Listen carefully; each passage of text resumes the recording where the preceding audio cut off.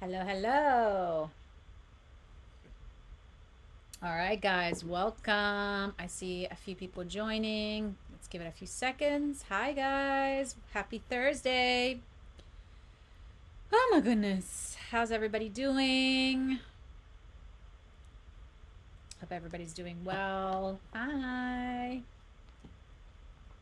Let's let a few people join. So, in the meantime, I'm going to tell you guys a story while everybody's joining because that is the fun part. So, I've been looking for a pet sitter. Okay. So, I put an ad out on Facebook.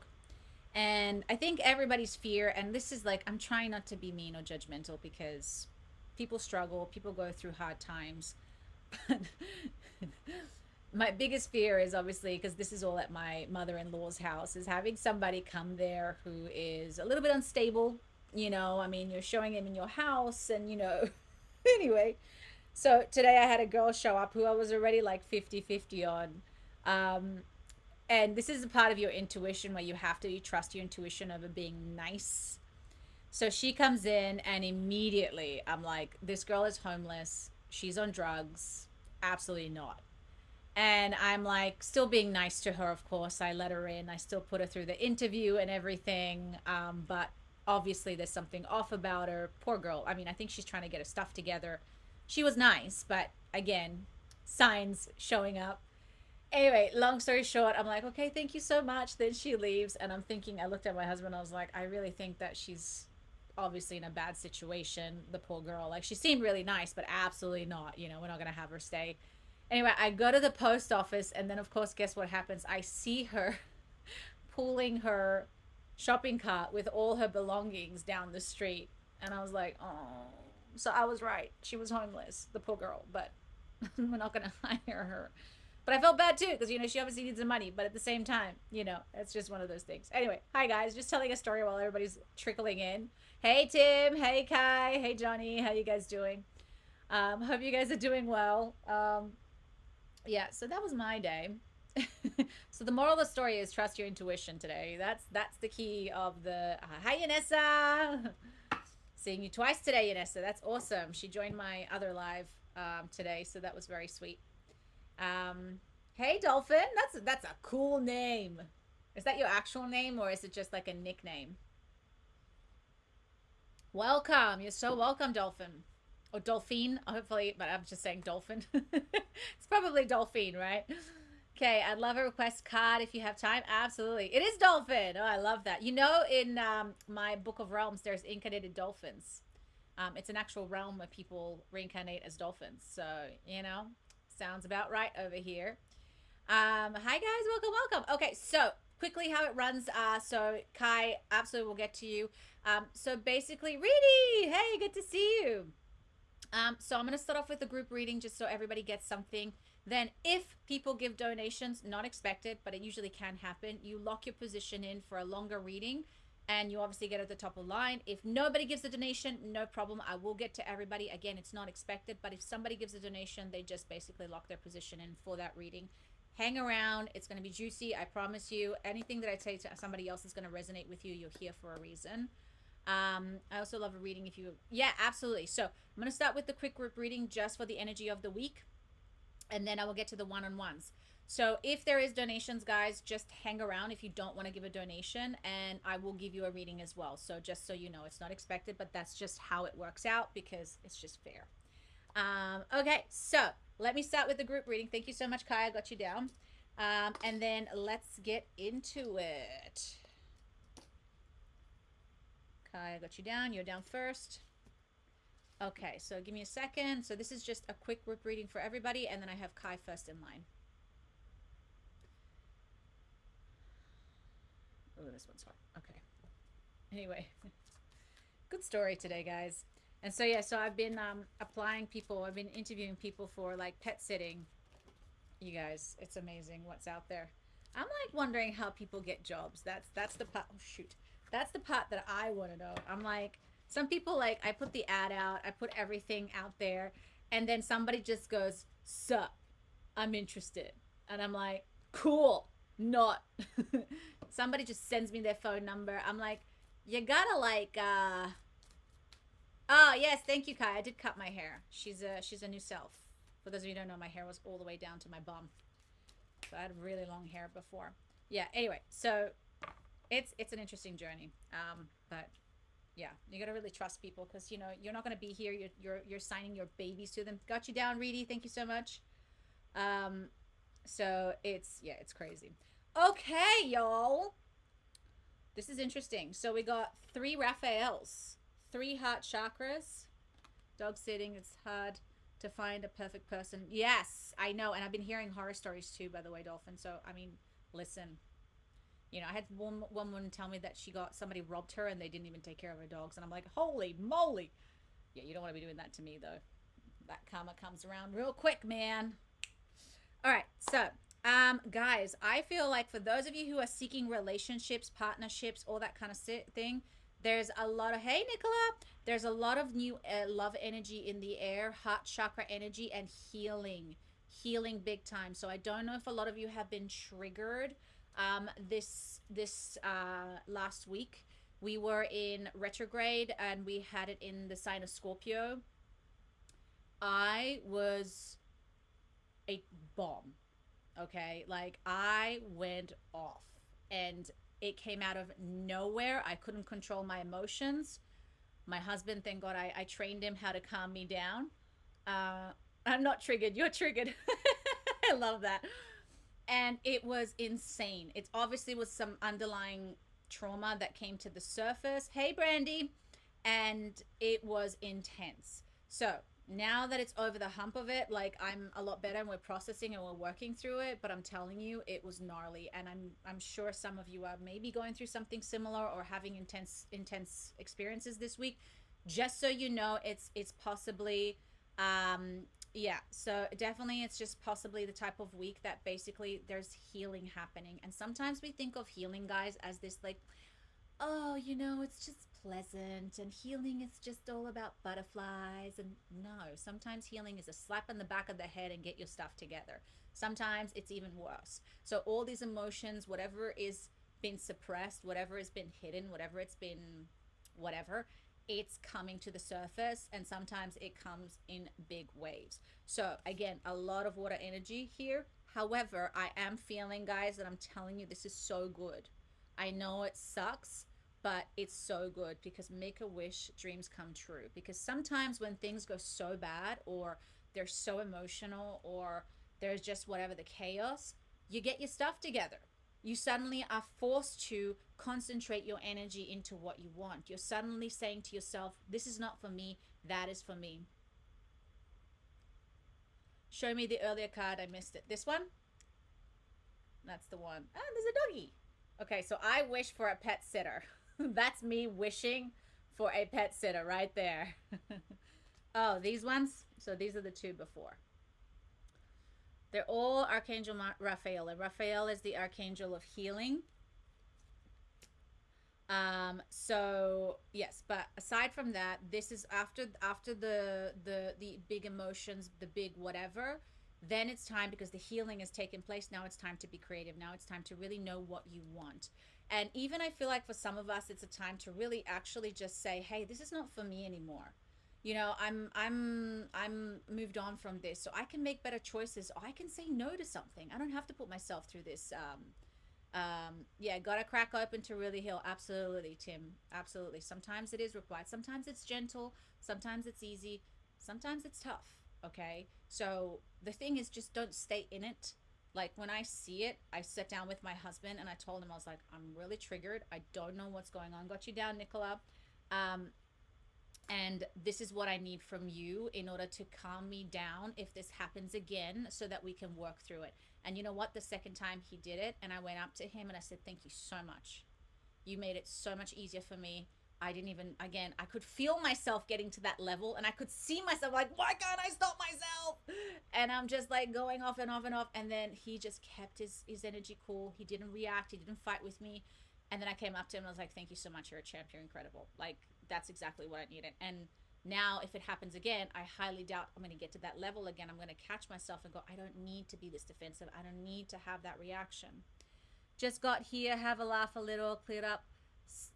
Still after main water line exploded and flooded. You know, you're the second person, Chris, that I know who's had a flooding problem this week as well. Interesting. My mantra this week: peace be still. I am not a body. I love that, Brandy. I know. Yes. Oh, I love that. Okay, so pretty simple reading, guys, but I think just be aware of this. Okay, so this is very specific for some of you who are going through all of this. But it is an opening heart chakra. It is a lot to do with the heart chakra and emotions. Okay, so get ready. This retrograde brought many floods. I know a few other. Yeah, I mean my husband's cousin just had like pipes burst and stuff like that. So water, emotions. I just said that. So there you go. Okay, cake. Is it cake? 1 second. I just want to see the name. It's right. Spelt it, and then Kai. Jeez, can't write. It looked like a cray. I put an R there somehow in between, so just ignore my spelling. Okay, so I'm just going to tune into you. What is going on? Emotions off the chart. Yes, Chris. So we have a retrograde in Cancer, and Cancer is a very water energy, and it's a very emotional energy. So if anybody had a friend with Cancer, I love them. They're deep, but you guys are sometimes a bit much. Um, yes, absolutely, Ready. You can do a general reading. So you're after Kai, so I'm just going to do Kai now, and then I'll get to you. I just got offered a job today, 6 months position, work out okay logistically, but I was going to take time off this week and next month because the past year has been all sorts of trying and rough. I'm so grateful for the position. It's all I asked for, even if it's temporary, but I have mixed feelings. So perhaps some guidance about this, maybe what will come if I take the position. Okay, so we're going to go in the direction that you do.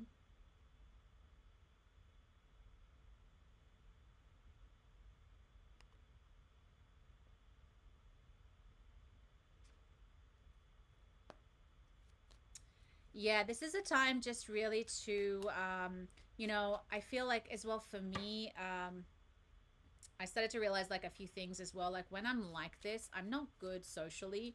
So I put myself in situations where I go to like family stuff and I shouldn't because I'm really not there. And I told my husband, I was like, babe, next time that there's something going on and I just don't feel like I'm just gonna say no and you should go. And he was like, yeah, absolutely, because he understands what I'm like, and he knows that I just go that I'm just like staring at the wall and like I'm just so not. I just don't get excited to be in those environments. Yeah, and I don't like pretending like I'm like, oh my god, everything's great, it's so much fun. It's like no, it's fucking boring as shit. So I just don't sometimes relate to people in like the everyday Joe Schmo. Let's talk about groceries and yeah. Okay. Okay. So I don't see it as a bad choice, to be quite honest. Kai, I think it's good. I see that, wisdom wise, you know that this is something that, again, you've wanted and you've asked for. So you got the wisdom card. There's a lot of blessings coming from this that you can't quite see yet. Have you ever been told that you are wiser beyond your years? Now is the time to call upon your inner fairy wisdom to help you with a challenge. So it is a challenge because, like anything, it's change. It's just some sort of change. But I'm not getting bad energy from this. I'm not getting anything that it's going to go negative. In fact, I see celebration here. I do think that it's going to be a better environment for you to work in. Get ready to let your hair down and celebrate. It's time to go and dance and play. An invitation could be on the way. So you got invited, right? So this is actually saying like to celebrate it. This is something that you should definitely be happy about. Also, you got journey and inner child. So it's time to prepare for a journey. It may be impromptu or planned. Either way, make sure you're ready when the time comes. Pack your passport now. And then inner child, the fairies are playful. The fairies of playfulness remind you to make time to embrace your inner child. Playing keeps us young at heart. Do something silly and fun, but stay safe. So I think what's happening here with the break that you're saying that you just wanted to take some time off, I think it's just been, again, too serious for too long. It's just been too heavy, too many responsibilities, trying to push through and just trying to get through, which of course it's part of the matrix and the survival, right? However, what I'm hearing here essentially it's telling you that you can still take this job and have that break. You can still take this job and find time to do things that you enjoy that will elevate your energy and it won't feel so heavy anymore. So I don't know what you like doing, but maybe like the things like sometimes it's like, okay, I get it, like I like a really clean house, but sometimes when I'm like I'm too tired and I need to just chill, I'm gonna do that as opposed to cleaning, or I'll hire a cleaner to do it. I know it's gonna cost me money, but it's gonna make me so much happier just not to do the extra work. Or it's like taking the day to go for a walk or to go to the beach or to whatever. So we have to prioritize those moments just as much as we prioritize responsibilities and jobs. Um, but again, I don't see it as a bad thing. I actually think it's going to be good. I just want to ask for one final confirmation here.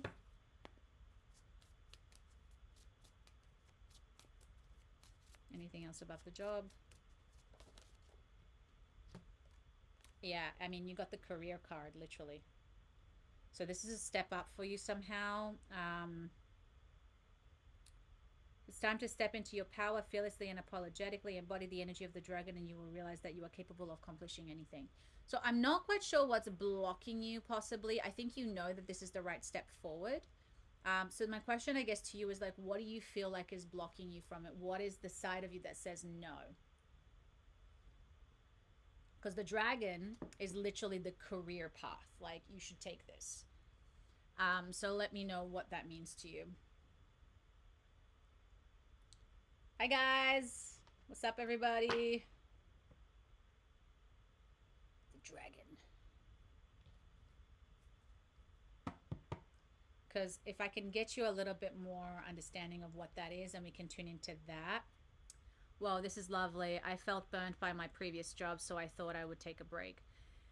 Yeah, I mean, it makes sense, but that's because when you're in a job that's soul sucking and that is not exciting and that you're not, you're giving too much. It's kind of like the vampire energy, right? You're realizing that you're self sacrificing and you're literally giving out on empty. So when you're in a job like that, it's going to drain the crap out of you and you're going to literally be a zombie.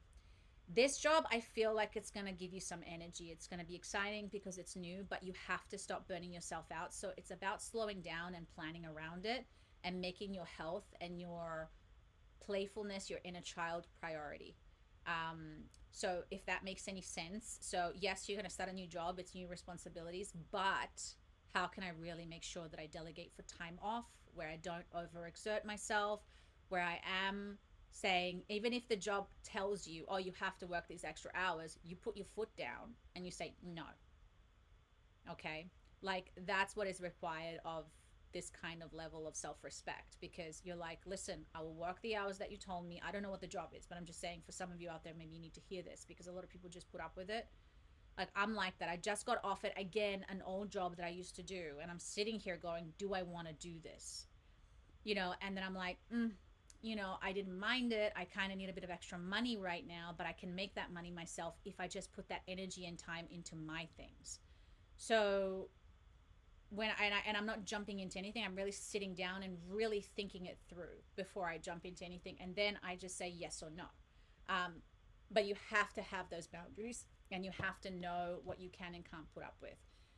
When do they want you to start? I mean, can you tell them if you need a bit of extra time off, or maybe just quit your job now and just take some extra time off and take the other job? These people are actually offering me everything, like everything I asked, and it's lighter. I would say go for it. Yeah. Also, you're going to have to leave the old job anyway. And then, worst case scenario, if you go into it, I think you can work things out. So I think it's going to be good. I did see good energy for you. So definitely go ahead and grab it. Hi, Ariel. Beautiful name. Actually, I said I'm going to France for like 2 weeks and they want to accommodate that as well. There you go. There you go. You know what I'm saying. So don't be afraid. Take the job, say yes, and tell them going to France. And they're like, sweet. And you're like, sweet. Win win. Everybody wins. So I think you're just overrun right now. And when you're burnt out, you can't think straight. You can't, see ahead of you because it's just like a big fog.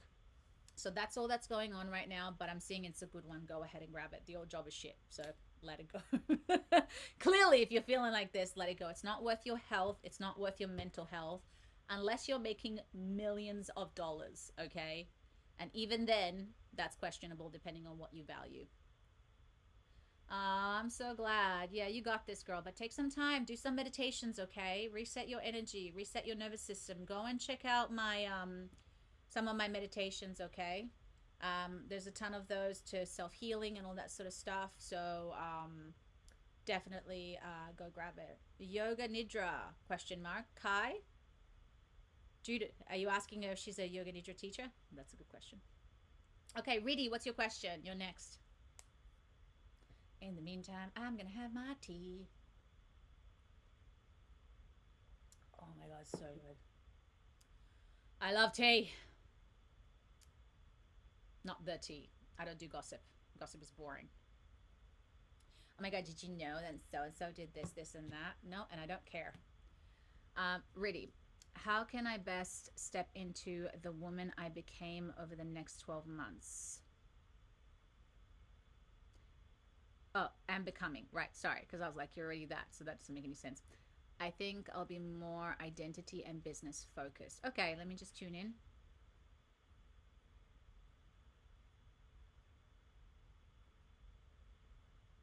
Oh, I see what you mean, Jude. Okay, gotcha. Yeah, so Jude's offering Kai, sorry, to do yoga nidra. So I still haven't done it. So room for one more today? Yes, Ariel. So right now I have a list going. It's just when people give donations, they lock their position in. So I have Reedy, Nicola, and Tim. You don't have to give a donation, just FYI. But when people give a donation, that's just what happens. If you want to stick around, wait until I get through everybody, and I'll still do it, of course, answer all the questions. Or you can leave and come back. I say hang around because these get juicy and fun. Hey, Cassie. I'm finally ready to post online on my personal social. Amazing. Did some skin procedure and feel creative procedures and feeling creative and right now identity okay, it's something with identity and rooming my wardrobe and restoring it. I feel I'm ready to be out there and shine, post and self-express. I love that. Okay, so let's see what comes up. So one thing I know about identity shift is yes, the outside is an after effect, and it's important because it's how it makes you feel. But it's all about how it makes you feel. Okay, so when we want to do identity shifts, it's not just about obviously looks, which is again, I totally am into that. Clearly, I cut my hair. I do all weird things with my looks, but it's really about how you think, how you feel every single day. So if you want to make a lot of money, yeah, inner state. So for instance, this is something that I actually heard today that was really powerful. It's like, again, if you're wanting to become very wealthy, how does somebody very wealthy feel about money? They feel relaxed. They don't panic about bills. They don't worry about, when they pay. So again, doesn't mean being responsible about money, but that's the feeling and the identity that you're embodying. Okay. So I'm not sure what stepping where you want to go. Okay, right. Ooh, this looks good. Hell yeah. It's looking good, really.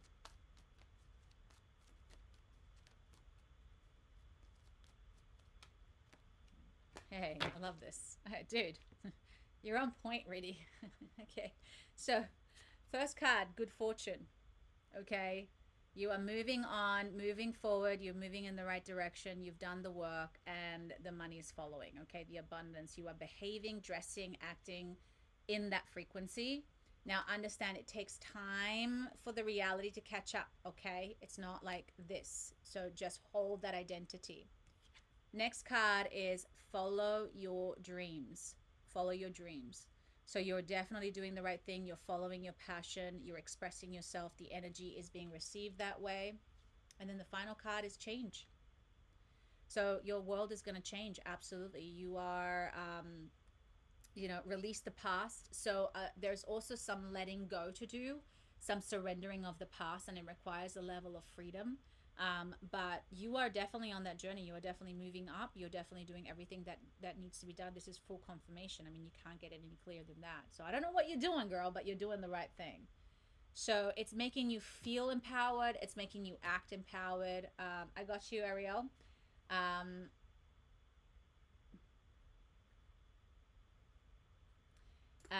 and it's creating that change in your life. So this is very, very good. I'm just going to ask my cards now for anything else that we can know about it, just to help you out, to amplify it maybe.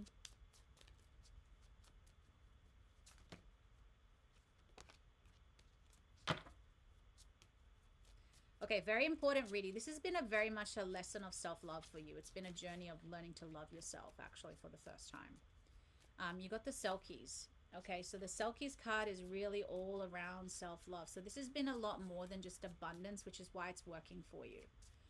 This has been a lot more than just putting yourself out there and doing all this stuff. This has just been a journey for you to believe in yourself, to say that you're going to do it, to follow through with the actions, to do the inner work. And it's been showing off, it's been paying off. I will say there's still some layers. Oh, I love this. Okay. I will say that, there is always going to be that old self that's going to show up, okay? And it's going to challenge you. So, one thing that we know about manifesting, guys, is that you have to get all parts of you to work together to manifest something. So, if there are parts of you that are in contradiction, oftentimes in the subconscious, which is why we're not aware of it, it's going to be very difficult to manifest something. So when we get the Centaur card, this is all about the heart and the mind coherence. This is why even Dr. Joe Dispenza talks about heart and mind coherence, right? When your mind and your heart work together, then you're very powerful, because all parts of you, your subconscious and your conscious mind and your unconscious, are working together to make something happen. But if your mind and your heart are working against each other, okay, then it's going to be a lot more difficult to make it happen. Not impossible, sometimes it is. So this card essentially, it's all about ego and identity. When we identify with a specific, God knows what, like wound, pattern, cycle, behavior, again, identity, that's the ego. Okay, I identify as somebody who's struggling. I identify somebody who's wounded. I identify somebody who's heartbroken. You can't manifest something else from that. But you can, but what you're manifesting is a match to that. It's a frequency match to that. So just understand, as you shift, the ego gets very threatened. Hey, Catherine, gets very threatened, and it will try to bring itself up. So I'm just letting you know, this is a warning. However, the most beautiful card that you can possibly get ready is the Magical People. Yes, I actually wanting to do to his meditation. I love this. That's a sign. There you go. If you believe it, it must be true. But if you don't, that too must be true. The Magical People are here to remind you that you are the creator of your own reality. Take a deep look at your beliefs and release those that keep you limited and small. Expand your mind beyond what you've been told and step into the infinite possibilities that await you. So they're saying you're co-creating with the universe, you're creating what you want, and above everything else, not only look at the things that you believe, but always be attentive to the things that you don't believe. I don't believe it's possible. I don't believe I'm lucky. I don't believe this is blah blah blah. Those things can get also manifest. Okay. So look, honestly, Riddy, there's nothing negative that I'm seeing. Just be aware of the old versions of you that are coming up. The old patterns, the old cycles, they are definitely going to come up. That's normal when you're manifesting and when you're shifting. Um, yeah, I don't believe I am fully confident yet, like the old me thinks. Absolutely. And that's okay. You can be afraid and still move through it, because the old you would not have still pushed through. That's the difference. The new you is still doing it regardless of how they feel. That's already a shift in itself. And that's the difference between somebody who's successful and somebody who's not. I'm thinking about this vision, I'm thinking about this business, I'm thinking about all these things, and I'm doing absolutely freaking nothing about it. Or I'm thinking about it, I'm afraid I might fail, and I'm still going to push through and do it anyway. Huge difference. So you are already in that movement, and I saw you taking action. So it's beautiful, and this is going to become something that's really, I think, it's going to create change in your life. Really, it's going to really definitely create the change I think that you're looking. And congratulations. Not a lot of people think it, follow through with it, and do it, and it takes a lot of bravery to do that. So you're on your way to something beautiful. Oh, hey Loney, how you doing? You're so welcome. Okay, Nicola, you're next. Can we ask what pillars my personal brand should be around? Yes, very deep self-love, appreciation of myself. What do you mean by pillars, by the way? Excuse my ignorance. I don't know what pillars are. I'm thinking like Roman temple pillars. That's what I'm picturing.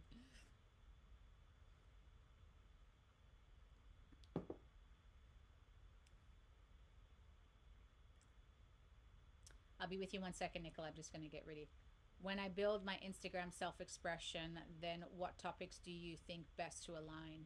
Um, Always align with something that is home to you and that is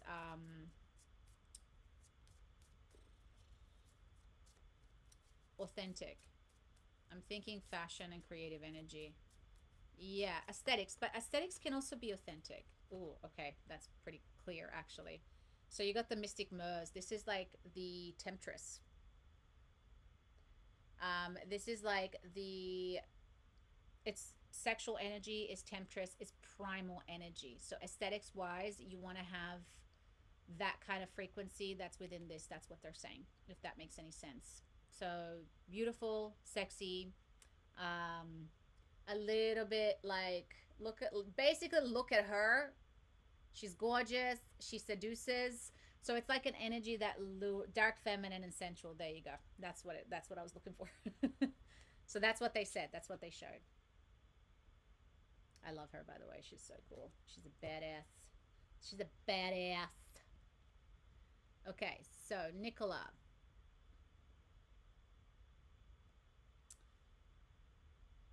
You're so welcome, Reedy. Best of luck. You got this. You're already on the path, so I'm very excited for you. The guy has gone into hiding. I did not do or say anything offensive and is making up his dad is Paul what? It's making up his dad is poorly, which is disgusting. I'm not sure what that means. Um, I haven't seen messages for 2 weeks. It's all too stressful. I'm much more interested in my art and getting hugs. Are there opportunities coming my way? I have no patience with people playing games. Any advice, please? My pink flamingo drawing is getting a lot of interest and one going to a gallery soon. Needed to write up, but my head is not focused. Ah. Oh, thank you, Dolphin. Glad you found it. Glad you're hanging out. See, it gets fun. We have fun. I get silly. Sometimes I say things that maybe I shouldn't say. I don't know. I'm not that bad. Am I? You tell me, guys. You guys are still here, so that probably should tell you something. All right. Yeah, sometimes I'm a little. I mean, I think in my readings, as I'm channeling, I think it's coming through, right? But in my real life, sometimes I say things. I'm like, girl, you're too hard. You're too harsh. We think you're great. You're just nice, Tim. You always see the sunshine. Oh, hello. Okay. Oh, well, Nicola, it's looking good, my girl. Okay, so listen. Okay, we're gonna go through this again because I feel like you need me to tell you 20 times. Let it go. So listen, you got the world in your hands right now.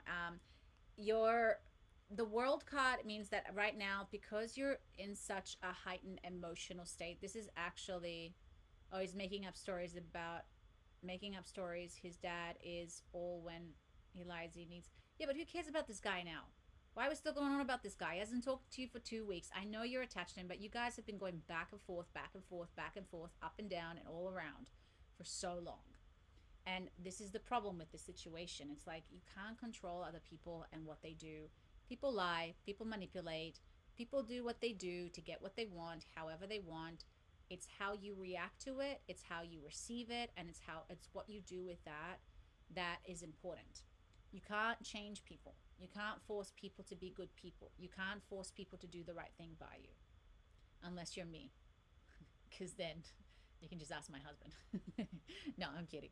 Um, no, and not even him. I'm really joking right now. So The world card is all about right now, Nicola. You're in a position of power because now you have all your energy and attention towards yourself, but you are wasting your time and energy by focusing on somebody who's not even there. Okay. In fact, look at this. See, your emotions, this is cups. So whenever we have cups, cups represent emotion. You see, she's trapped in vines.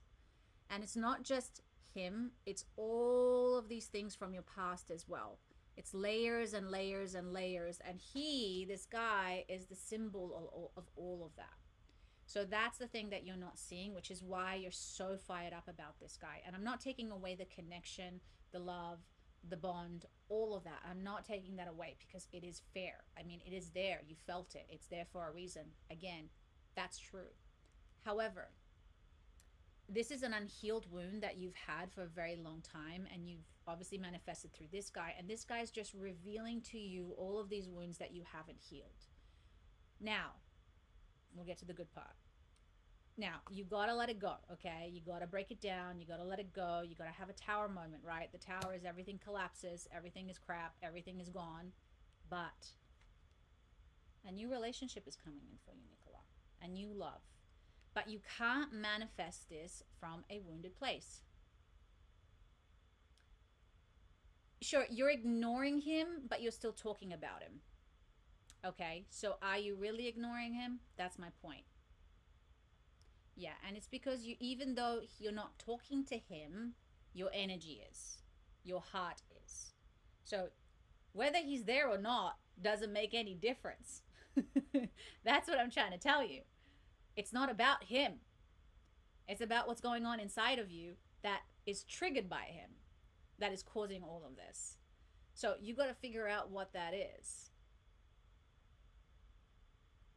Physically, no. Energy, no. Not sure what you mean by that. But it is because you're still talking about him. See, when I'm over somebody, I don't even talk about them. Oh, energy, yes, yes. You see, and that's the problem. And it's normal, Nicola, because when we have a relationship with someone, I always say this, by the way, when you guys have been in a relationship and you break up, it's like coming off drugs. There's a detox phase. There's a come down phase. Basically, it's like this connection was so powerful and energetic, and then there's like still the yearning and the something is missing, and like I don't know what's going on, But that's basically part of it. So I really encourage you to look a little bit deeper, Nicola, in this situation. And what is deeper than this? Look beyond him. What is he representing? Take the guy out of the picture.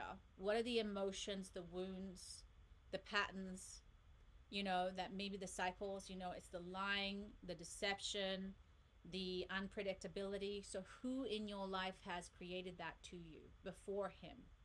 Who is the OG? And that's the person that you got to heal. And oftentimes it's our mother or our father or our grandfather or some person or some event, the major event that happened in our childhood. That's usually where it stems from. I think I deserve a conversation. Neither said about breaking up. I didn't break up, nor did he. Oh, that's my ex-husband. Well, Evie, hey, furries are good. I mean, few of them are dying, but that's normal. I have some ancient hamsters. Um, Original, yes, Margaret, or OG. So oftentimes the relationships, this is all shadow work oftentimes. So it could be your husband, Nicola. See, that's what I'm saying. So this is not about this guy. It's about an unresolved relationship with somebody else that has manifested through this guy. And you're trying to resolve it through this relationship. So this is shadow work, guys, for instance. So this is why we repeat cycles. This is why we create the same relationship over and over and over again. Different people, same relationship. And it's because there is a core wound that is unhealed that keeps showing up in different people because it wants to heal itself. But the problem is we don't have the tools. We don't know how to heal it. So for some of us, if we can figure it out and we can heal it, great. But sometimes it takes multiple relationships to figure it out, and sometimes we don't. That's just the reality of it. So in this situation, this is very clear. There's this like vine that's tied, this energetic cord that is tied to you and this person, but it goes deeper than that. He ran off, but when my ex ran off, I wasn't bothered and straight to divorce. Okay, but that's probably repression. You see, you probably were just coping with the situation, Nicola, and you were probably just trying to manage and just trying to power through. And that's probably why this came up. Okay, so maybe take some time. I would suggest, if I were you, I would do some cord cutting and some letter of uh, release. So I would write a letter to my ex-husband. Not You're not going to send it to him. It's not about that. This is energetic work that you're doing. Breaking up, saying everything that you need to say, letting it go, and this guy. So do the healing work now. You don't need them to do the healing work. You just need to do the healing work. But I'm telling you, there's a new relationship coming in for you, okay? So you don't want to be bringing this shit into the next one. Remember that. You don't want to be bringing the old shit into the new one. Because this is what happens when we don't heal it. When we don't seal it, we bring it into the new relationship. And then that person has to deal with our crap. Which is, again, they're going to deal with some of our crap, but we don't want to add on more crap than there's enough crap, if that makes any sense, okay? But it's looking good in the sense of there's something good coming for you, Nicole. I always see that. So do the work, okay? So promise me that you're going to do a letter of breakup to both of them. And then I want you to visualize an energetic cord wherever you feel it, maybe in your chest or in your stomach. Just see it where it goes. And then what I do is I call in my higher power. I visualize another energy cord wrapping itself around that cord. And then it literally burns it on both ends. And I declare it. I say, I now declare that this attachment, or burn the letter. Great one, Tim. I love that too. I release it, I break free, I break this contract, I seal it, done, goodbye, see you later, adios. Okay? Sometimes that's just very therapeutic, but you got to let the emotions come out. You got to be honest with yourself. If you're pissed off, be pissed off. If you're disappointed, be pissed off. If you're hurt, be hurt. Like, you got to be honest about those emotions. Sometimes there's vulnerability that comes up, and sometimes you realize that you still have feelings. Who knows? But the point is, then you can let it go.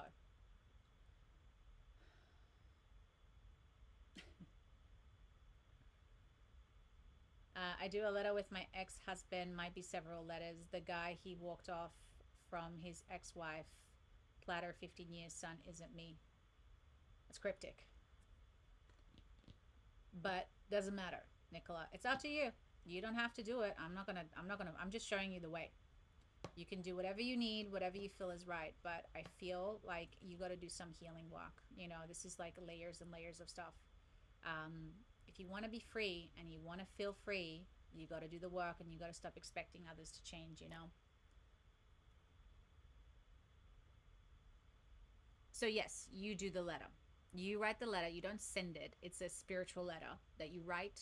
So I would write something like, dear whatever his name, Tom, I'm writing this letter to you to let you know that I let you go. I surrender the past. I release everything that was. And this is the reason why. And then I'm like, bleh. Just let it all out. Let the vomit out.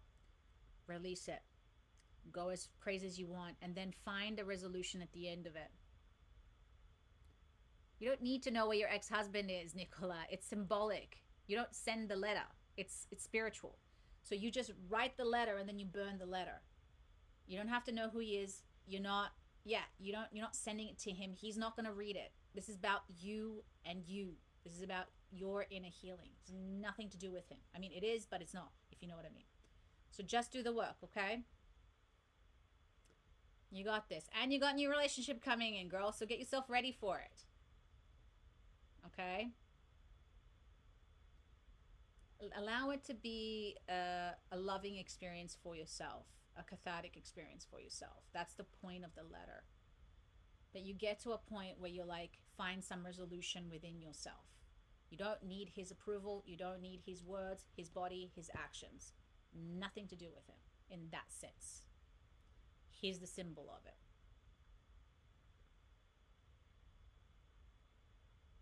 Yeah, and again, letting go, it's easier said than done.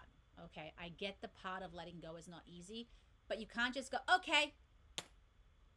It doesn't work like that. So that's why I'm telling you to do the letter, because the letter is the first step to help you process so that when you heal, you naturally let things go. But you can't just go, oh, okay, done, whatever, see you later, because that's suppression. That's like putting everything down, pretending like you don't feel anything about it, letting it go, and then it bubbles up years later or months later.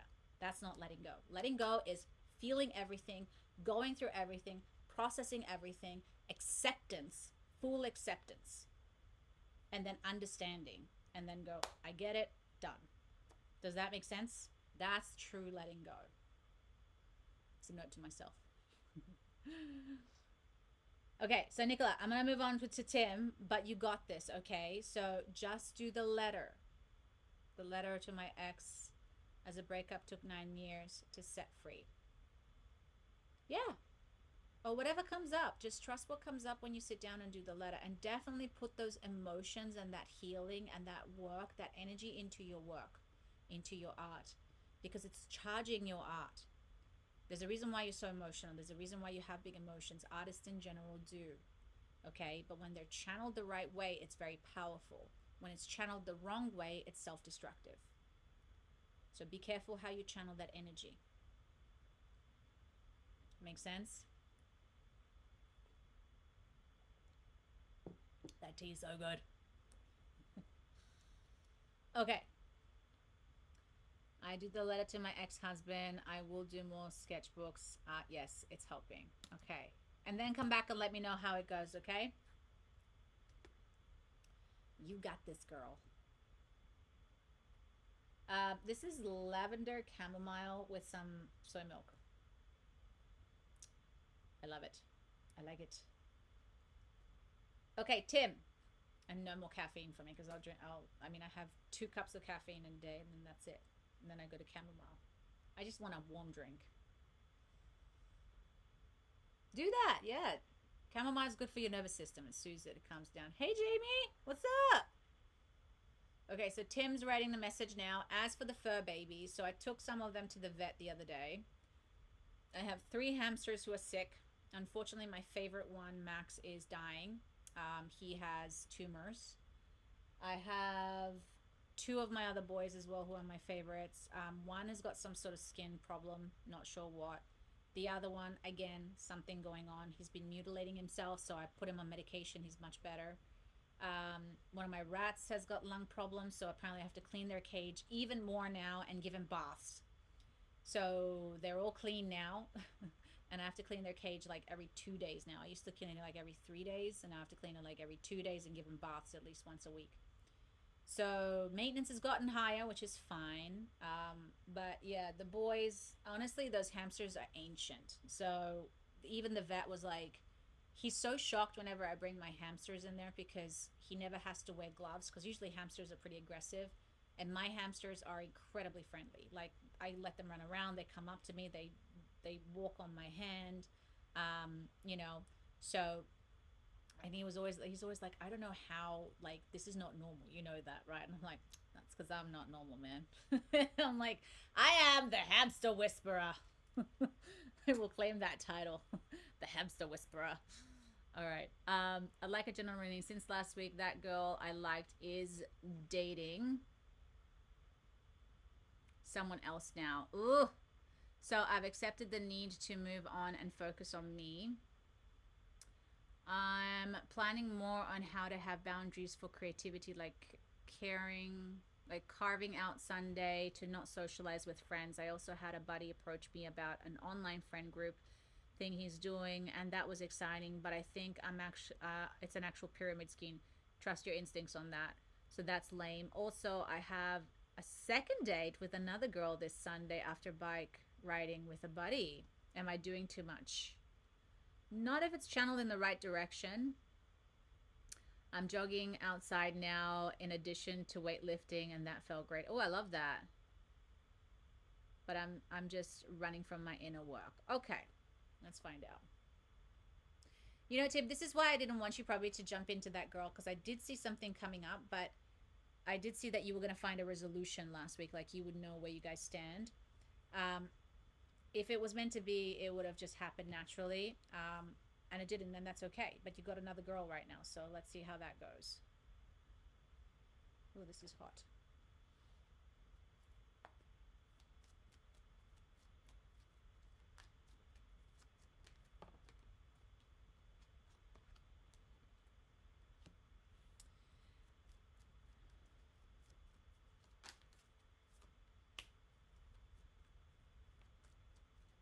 Oh, okay, right, all right, got it.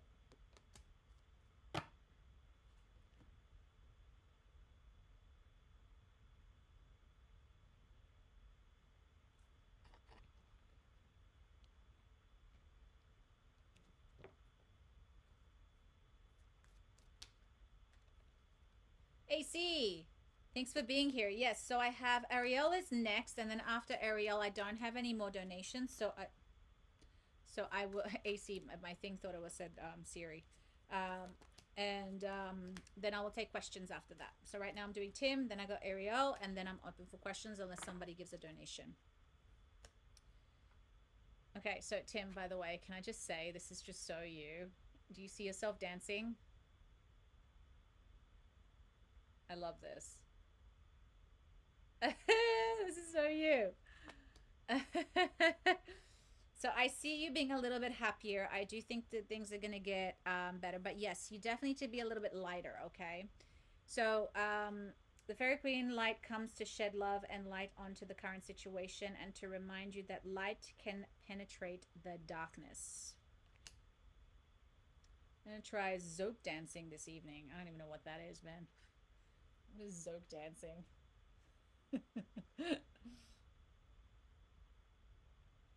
So here's the thing. You did get the wisdom card as well, the celebration. I do think that there is a connection. Again, there is somebody coming in for you for sure. Whether it's this girl, another girl, I don't know. Maybe you should invite her out dancing. Maybe that's why this came up. She might be into dancing. I don't know, you know. But the wisdom came up. So what I'm hearing very strongly is that you're becoming more and more in tune with your intuition, Tim. And you got to start listening to it. So the pyramid scheme, for instance, thing, because there is the people pleaser in you, the social butterfly, and then there's the Tim who wants to achieve his goals, right? So the Tim that wants to achieve his goals, I feel like he's beginning to step a little bit more forward. I think you're getting to the point where you're like, I've done this stuff for such a long time. I know it's great. I know it's fun. I enjoy it. I think you should. I think that came up for a reason. So, and it's also because you can show off because you're a good dancer, right? That's your thing. Um, so I feel like what's happening right now is that these intuitive insights are coming up and you got to start following through with them. The thing is, oftentimes when we're making changes, like I said before, there isn't an immediate, um, what do you call it? Like, here's a reward for doing that. Okay. It takes a bit of time. So I've made a decision. I've been like not drinking at all now, for instance, for like 2 weeks because I like a glass of wine at night or five or six. Not every night, almost every night. I'm lying. But like, I know if I want to change my energy, I got to stop drinking in the sense of I got, there's a time and place for it, right? And also I get bored. So at night, I'm like, all right, I'm bored. Um, but the point is, I know it's going to change everything when I quit because I'm changing my frequency. I'm changing a habit. I'm changing a behavior. I'm changing something that I'm placing in my body, even though I have sugar free wine, FYI. All this sort of stuff, and I can handle it. Like the next day I wake up, I'm fine. I'm up, going to the gym, doing my thing. But it doesn't change the fact that there's unseen things that happen behind the scenes. And I'm very aware of this. So this year I was like, all right, that's it. I'm going to make a change. I want a change happen. Again, I'm not seeing the results. I didn't see the results for the first week, but just now I'm starting to see little trickles of things that are happening that are positive, that I know it's because of this change that I've made. I know it's because of this decision that I've made. So I feel like with you, this is going to happen as well. So make different decisions. Start acting from a different place. Stop going back to what you know. Yes, it makes you feel good. Yes, it's fun. Yes, we have a good time. But is it moving you in the direction where you want to go? Oftentimes the answer is no. So it's distracting. It's fun. It's an immediate, like having a drink. It's fun at that time. But then you're back to the same place the next day. Um,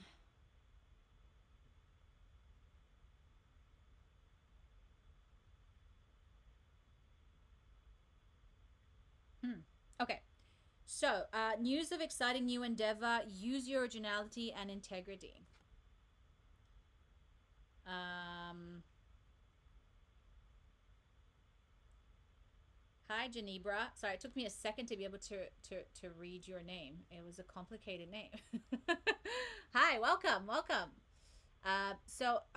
Again, I just feel like it's a matter of you. I see mischievous on the card like that. This one, the dragon.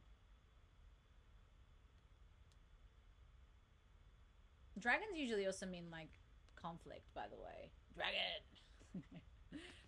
Then there's the butterfly. Okay, there needs to be change. If you want to change the direction, you have to make the change happen. An unwise choice.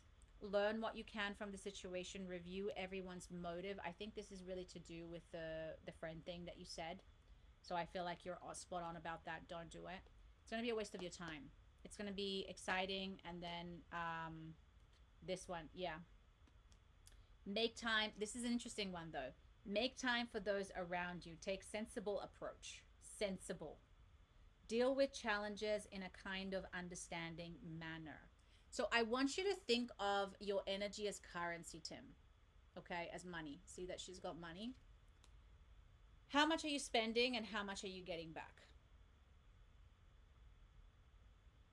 Again, you can spend money and have a great time, right? Money is meant to be spent. Let's be real. It's meant to be fun. It's not always meant to be serious and all this sort of stuff. But are you overspending and overindulging? So that's what I'm saying. It's like, again, I think your plan to keep your Sundays to yourself 1 day a week, for you, it's going to be more than enough. But I think you should do something like that, because that's the time when you're giving yourself that energy, where you're paying yourself, where you're giving yourself that currency. Does that make sense?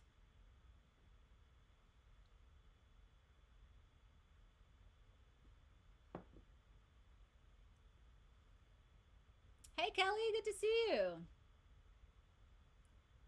It's okay. We are only an hour in, so you're good. Only. Because we'll be here for 6 hours.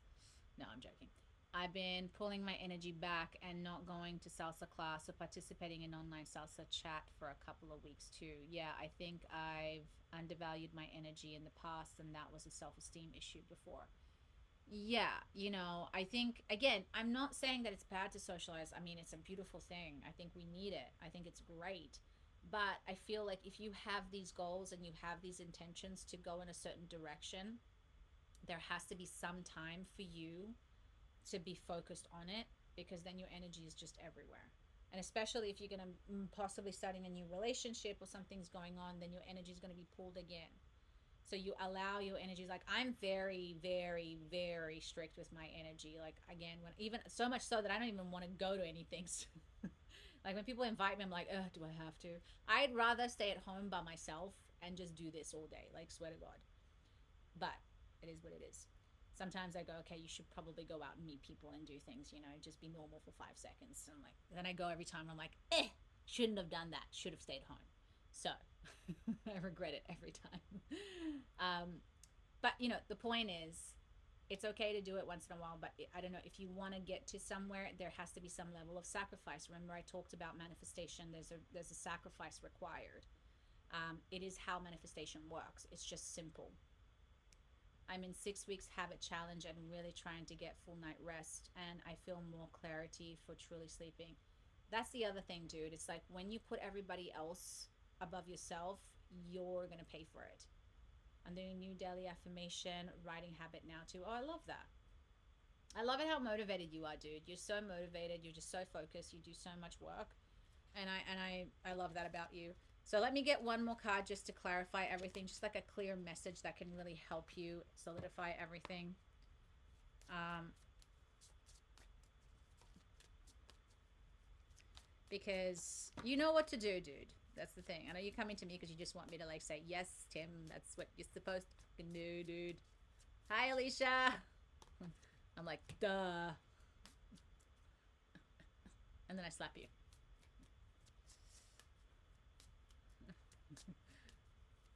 Yeah, Tim, you're so awesome. Let me talk to yourself in third person too. Ow!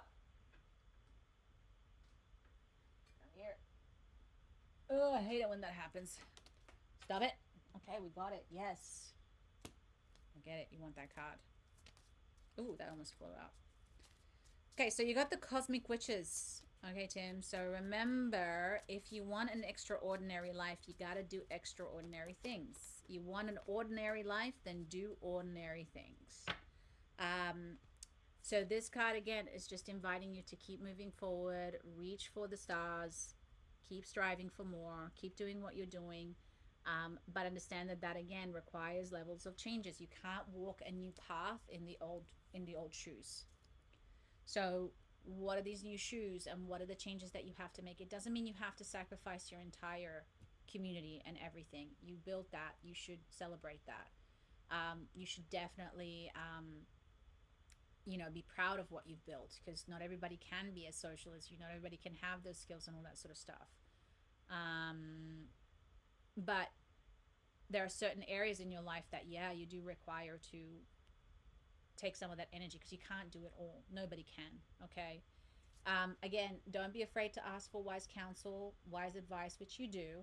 But there is even more wise, and I think this is really to that higher self. What did I say? Ultimate Tim. What was your alter ego? We gave Tim an alter ego name. Optimal Tim. There you go. What would optimal Tim do? Okay, so always remember that you have that wisdom and that you can also find role models out there. Look at people who have done what you're trying to do, um, and see what they chose. I mean, you will see, if you study successful people, they will say they had to sacrifice things. They had to sometimes say no to events. They had to delegate their energy, and some people can be, I mean, I think Little Wayne was talking about the other day how he never sleeps. But that guy's on drugs half the time too. So, obviously if you do that many drugs, I guess you don't need as much sleep. He can do it. That's his choice. Good for him. I wouldn't choose that for myself, but it's doable. Um, but I mean, again, I feel like somehow you're going to pay for it, or he was just built that way. Some people are just built different. But again, just be wise about it, okay? You're smarter than that. You know what to do. And then finally, the wise ones, keep learning, keep growing, keep doing the study, okay? Keep learning about what you want and how to get there. Um, So the wise ones are here to encourage you to deepen your knowledge and expand your understanding. This is a time for study, reflection, and self-discovery. The wisdom you seek is not only for you, but also to be shared with others. Um, Trust in your ability to learn, grow, and teach. Your path of knowledge is a sacred journey. Embrace it with an open heart and mind. So another thing that I will say, guys, as well about manifestation, that this is something that I'm really looking at. When you want to get from A to B, we really, and this is from Bashar, I've been listening to a lot of stuff from Bashar. We really focus on the outcome, and it's really the journey that we got to focus on. And it's also like the challenges that we're facing, instead of seeing them as like this thing that is against us, it's hard to see, even for me. But these are the gifts that are in the way, that are going to give us the skills and the talent to get to where we want to get to. If we're not challenged, we would have already been there. If it wasn't difficult, we would already gotten it. So there's a reason why these roadblocks, these things show up. But if you, again, keep doing the same thing over and over again, thinking that it's going to change, that's the definition of insanity. So you have to change. You have to adapt. You have to say, what is this challenge? What is it requiring of me? Where am I weak? Where am I, think of it even as a business, if you want to improve the business, you have to look where the weaknesses are. It's the same thing with ourselves. So did that make sense, Tim? I'm not sure if I helped you today.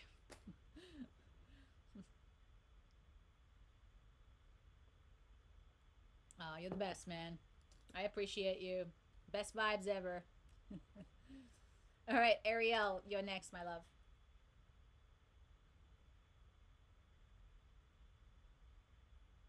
Keep it right. Keep it light, keep it new, and keep connecting to Optimal Tim. You need to do like an AI picture of Optimal Tim, by the way. I would love to see that. What does he look like?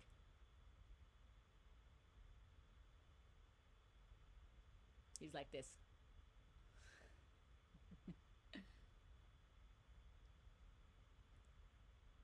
Aw, that's sweet. Evie, I'm doing pretty good. I hope you're finding some ease in your days. That's nice. He looks equally as handsome, maybe slightly more. I mean, he is optimal Tim. Ariel, I'm just checking if you're still here. Let me know. And it's your turn. I mean, unless you're probably typing, which is fine. But yeah, guys. And by the way, hi for those of you who joined. So in a minute, I will be taking more questions for free readings, unless somebody gives a donation, of course, not expected.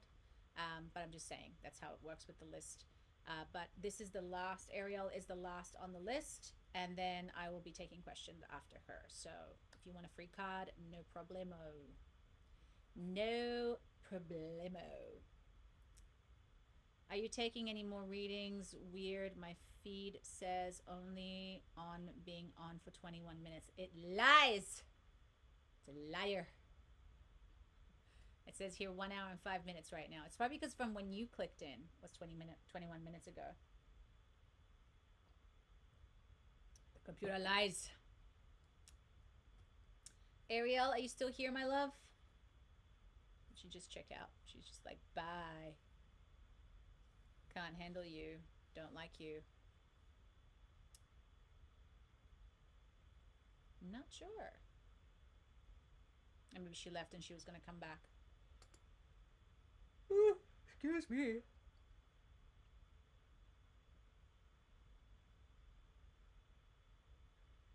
Oh, I'm sorry, Evie. Okay, so I'm gonna move on. Ariel, when you come back, hopefully I'll just chime in once in a while and just see whatever I can catch her. Okay, so Kelly, let's do the list of people who want a card. I have Kelly. Just put your name down if you want a card.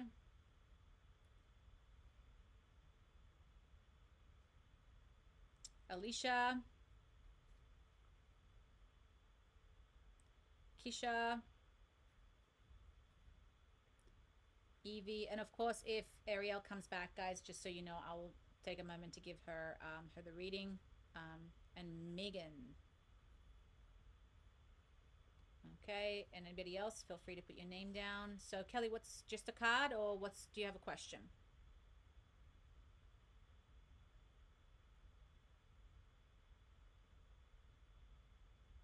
Oh, did you want a reading, Evie, or just saying thanks? Karen, got you.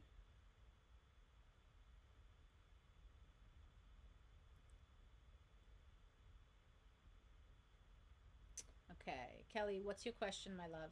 Just a general or a card?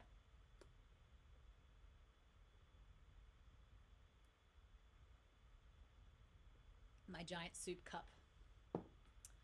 See, in Italy, my family, everybody has like these tiny little cups that just like the most. And there's me like bringing a soup bowl, like, Arr. All right, Kelly, you there? Did you want a okay?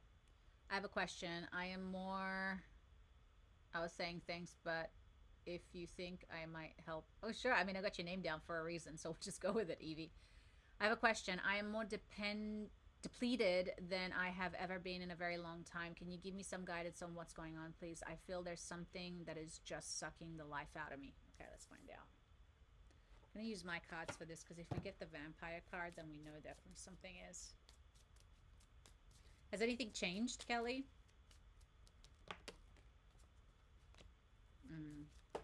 Okay.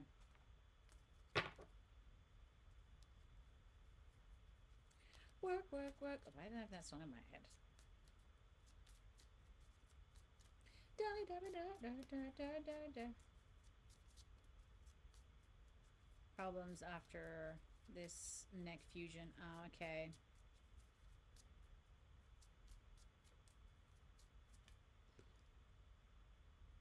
Chris, yes, I got you down. So I've got a bit of a list going on. This will be a quicker reading, guys, by the way, but we'll get through everybody. Actually, I don't know if it's anything to do with that, my love. What I'm getting right now, it's pretty clear. You're not being very authentic. I think the health stuff is there for sure, of course, makes sense. But what I'm hearing here is that I think you're trying to, hey, Sophie, I think you're trying to, sometimes when you're going through something, you're just trying to be extra positive and it's just forced, or you're just trying to be like, everything's fine, everything's great, and I'm so happy and everything is amazing. And and that can be draining because you're not being honest with how you're actually feeling. This is the problem with the positive toxic. Oh my God, I can't, my brain. You guys get it. Positive toxicity, whatever. Toxic positivity. Wow, dyslexic brain. So sometimes when we're trying to heal, positivity is amazing and it is a great thing.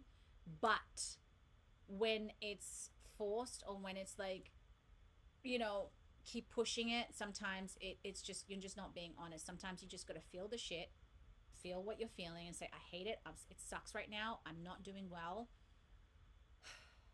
Then you can step out of it. But sometimes when we suppress all of these emotions, or we're trying to really hard to push through and trying, everything's great, and and this is what I see in social situations, why I'm not very good at it. It was like, hi, how are you? Oh my god, I'm so good. Yeah, no, it's great. That's exhausting to me. So I'm like, hey, how's it going? I'm like very flat, which I feel like people receive maybe not great, but I'm just being honest. I mean, I was like, I'm like, hey, but I'm not trying to be like this super, whatever. But again, people like you more through that. So whatever. Um, so there is this primal needs that are not being met, Kelly. Oh, I love that, Kisha, yeah. So the primal needs to be fulfilled, Kelly. So what does your primal self want right now? Whether it is to give, I'm pissed off and this sucks and I'm tired of it. Sometimes when you have a good cry and you have a good scream, man, how much energy do you get? Does it feel like, oh, finally I got all this weight off my shoulders, Or you go to sleep and then you wake up really refreshed. Like sometimes that's what we need. Sometimes these emotions are just so locked in, they just have to be released. So I feel like that's what's coming up, because you got the Mer Angels and then you got the Mystic Mers, which are both to do with being true to one's nature, and the other one's about the primal self. So yeah, so it's about maybe do some expression, like I don't know, I don't know, that might be a bit challenging for, I don't know, it's a bit of a challenge. So I would suggest, this is a crazy thing, I've done this before, but it's very powerful. There's I don't know if you've ever heard of rage rituals. There's a woman called Mami Unami or Mia Magic who do rage rituals. Very powerful to releasing anything that's stuck emotional. It's basically a practice where you rage for about 5 to 10 minutes. You scream in a pillow. You say anything that you have to say. You punch the pillow. I've done it a couple of times and it's like amazing. You feel incredible after it. Or I would do mirror work where I would talk to myself honestly, and I would just say, okay, what's going on, dude? Like, when the friend is just like saying, you're obviously not good. And like a crazy person, yes, you talk to yourself in the mirror and you answer to yourself in the mirror. But again, you're confronting yourself, you're having the conversation with yourself, and it can be very powerful because suddenly all this information, and you're going to feel crazy, and who cares? Nobody's watching. But that conversation allows that true information to come out. Other option is you write, Kelly, to the authentic version of me, channel to me and through me, anything that I need to express right now. And then do the writing. So you got 3 exercises there that you can do that can help you process this. Alicia. So hopefully that makes sense, Kelly. To the authentic version of me, channel to me and through me anything that I need to express right now. What's your question, Alicia? And by the way, Ariel, if you're still here, let me know. I'm trying to be positive and hope that things are going to get better, but I truly don't know how to deal with things. What would authentic Kelly do? Oh, that's cute. Yes, I am trying to mask some of it with people. That's where it gets draining, because you're showing up with you know how exhausting it is to not be yourself? It's so hard. That's the problem. Because I've already been pushed from some people because I have been sick for so long. So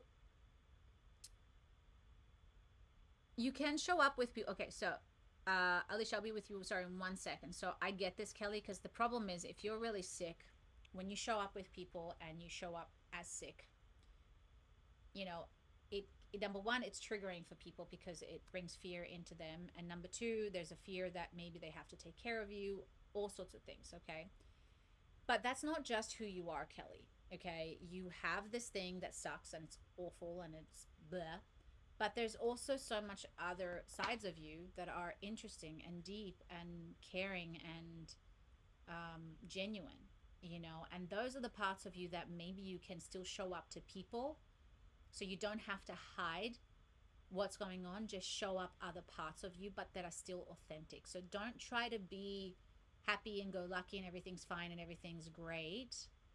You know what I mean? Because that's exhausting. I'm exhausted. I'm terrible at it. That's why I can't do social things. So I can't even pretend. But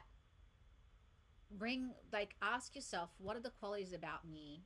Are the honest, valuable qualities? So for instance, I genuinely care about people. So when I see people, I like to ask questions about them, just make it about them. It's like, hey, what's going on? How you doing?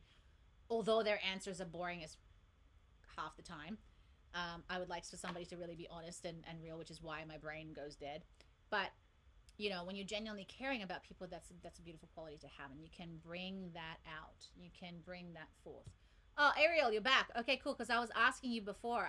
It was your turn. But I said it's your turn, and you weren't there. You were gone. Why? You abandoned me. So, if you want the reading, Ariel, just ask the question now so I can do the reading for you, my love. And then Alicia, I got you as well, so you'll be after Ariel if she types in her question. General, please, stuck with health and things are hard to be happy and motivated. Okay, so got that, health and motivation. I got some of this. I will try. I have implemented some of it already in my life. Yeah, and you're also going through a big transition, Kelly. So what's happening right now is that you're starting to try to tap into being like real and stop people pleasing. But the problem with that is like a pendulum, right? Because you're so used to being on this side and now you're just trying to get to the other side. But then sometimes we take it too far. And that's all that's happening right now. You're just pushing it a little bit too far. Just try to stay in the middle. That's always the best place. Okay, Akari, I've got a bit of a list going right now. But if you want me to put your name down, let me know. I've got 1, 2, 3, 4, 5, 6, 7 people. But they're going to be quicker. And then Ariel right now has got the reading, which is going to be a little bit longer. Oh, that's so sweet. Okay, my love, my wife, her name is. I'm sorry, what do you mean by the Ariel? You want to know about love life? You want to find out your future wife's name? Which I don't do. I can try. Love reading. Okay, got it. All right, so let's see what comes up. Yeah, I don't do names. That's a skill that some psychics have. I have no idea how people do that. That would be impressive.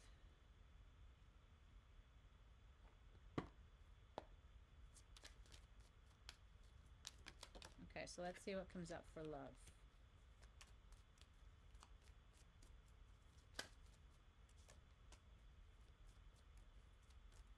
Oh, okay.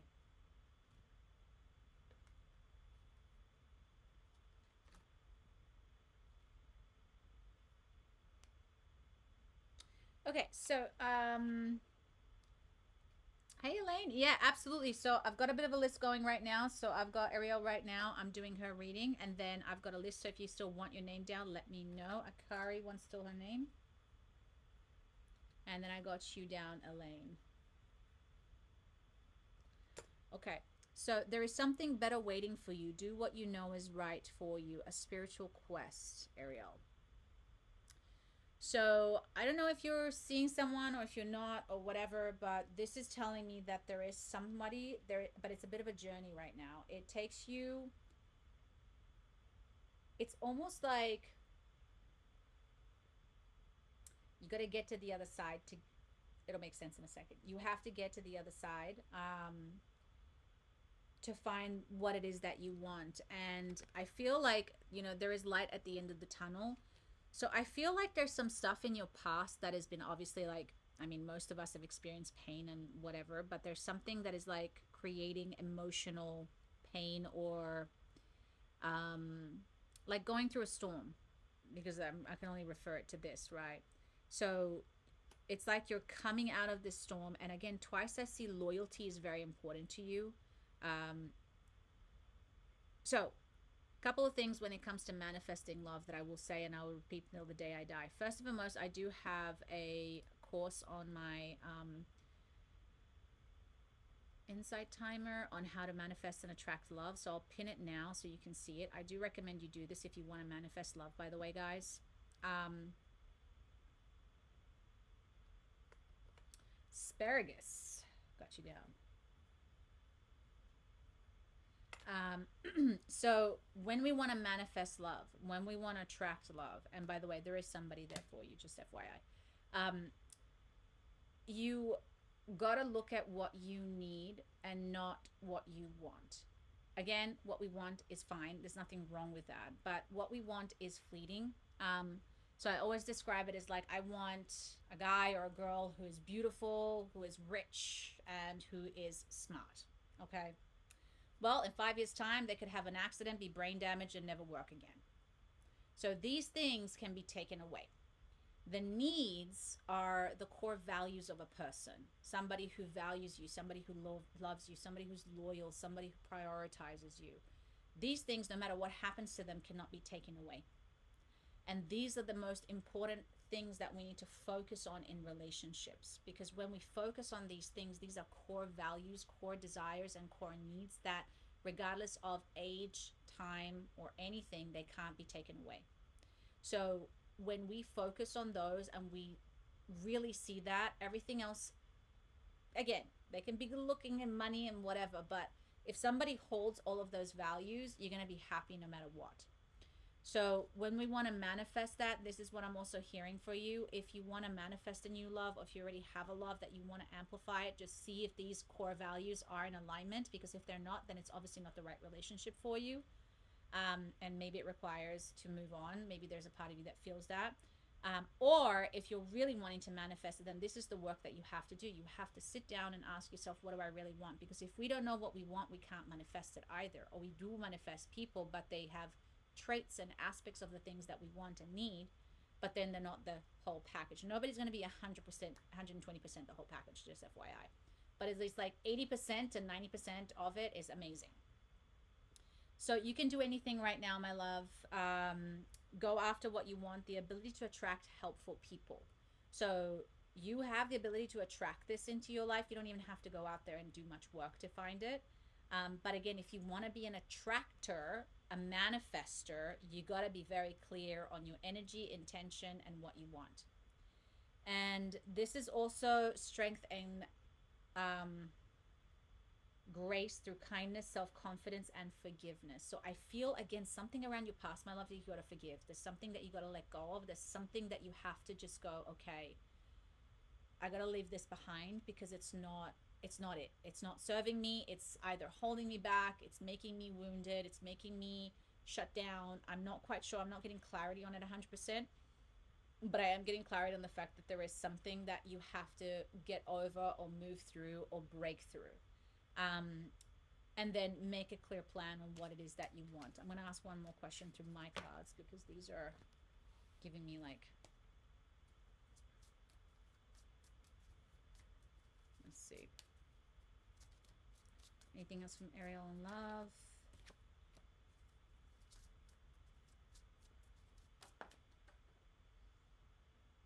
Ooh. Okay. Damn. Okay. So, you got a lot of water energy, which is emotions, but it also represents subconscious programming and the programming that you're putting into yourself. So again, we got the water spirits. So when we get the water spirits are calling you to reconnect with your emotions. Are you holding back, hiding, or suppressing how you truly feel? It's time to let yourself flow freely, feel deeply, and allow your emotions to guide you. There is great strength in embracing your truth and being authentic with how you're feeling. Let the waters of healing and clarity wash over you. The next, you got the cosmic witches. So the cosmic witches essentially is all about not being afraid to ask for more, not being afraid to ask for what you want, not being afraid to say, these are my standards and that's what I want. Nothing wrong with that. However, as long as those standards, again, are within the context of that primal needs, it'll be easier, because when it's just once, then it can be more ego or materialistic, and then there could be inner conflict in there, which is why it's harder to manifest. Then you got the water witches. The water witches are here to remind you of the power of water. You are made of water. You need to be more aware of how you speak to yourself. As the words you cast, as the words you use cast spell on the waters in your body. Take your power back and speak words that are healing, empowering, and full of abundance. This card also symbolizes memories coming to the surface and that it's time to acknowledge them and release any old emotions or patterns. So this one, essentially, let's just say you want to manifest a relationship. Start looking at your beliefs and your thoughts. No one's out there. Everybody sucks. Again, look at the negative ones because you're manifesting that. These are the things that you got to rewire and reset. So I am capable of attracting somebody who is loyal. I am capable of attracting somebody who is kind. Now, again, when you want to attract somebody, once you understand the needs, guys, this is even more of a step up. I know I want somebody, let's just say, who's loyal, kind, and honest. Are you loyal, kind, and honest to other people or yourself? So if you want to manifest that, you have to also reflect that because you have to be a vibrational match to it. So if I'm abandoning myself and lying to myself and saying nasty words to myself, guess what? I'm not a vibrational match to those three things. So then I can't manifest that relationship. Make sense? So that's the change that has to happen in order to attract that person. So I got to start speaking nicer to myself. I got to just stop abandoning myself, show up for myself, be kinder to myself, and say words that are loving and gentle because that's what I want to hear from my partner. If I don't treat myself like this, how do I expect somebody else to treat me that way? Okay, so hopefully that made sense, Ariel. Let me know. That was deep stuff, guys, by the way. That I'm telling you, that is the key to manifesting relationships. If you got that, that can really change everything for you. It takes a lot of work, but it can be done. Or you can do my lesson on attract your soulmate, heal and manifest an open love. Open to love, sorry. Can't read today.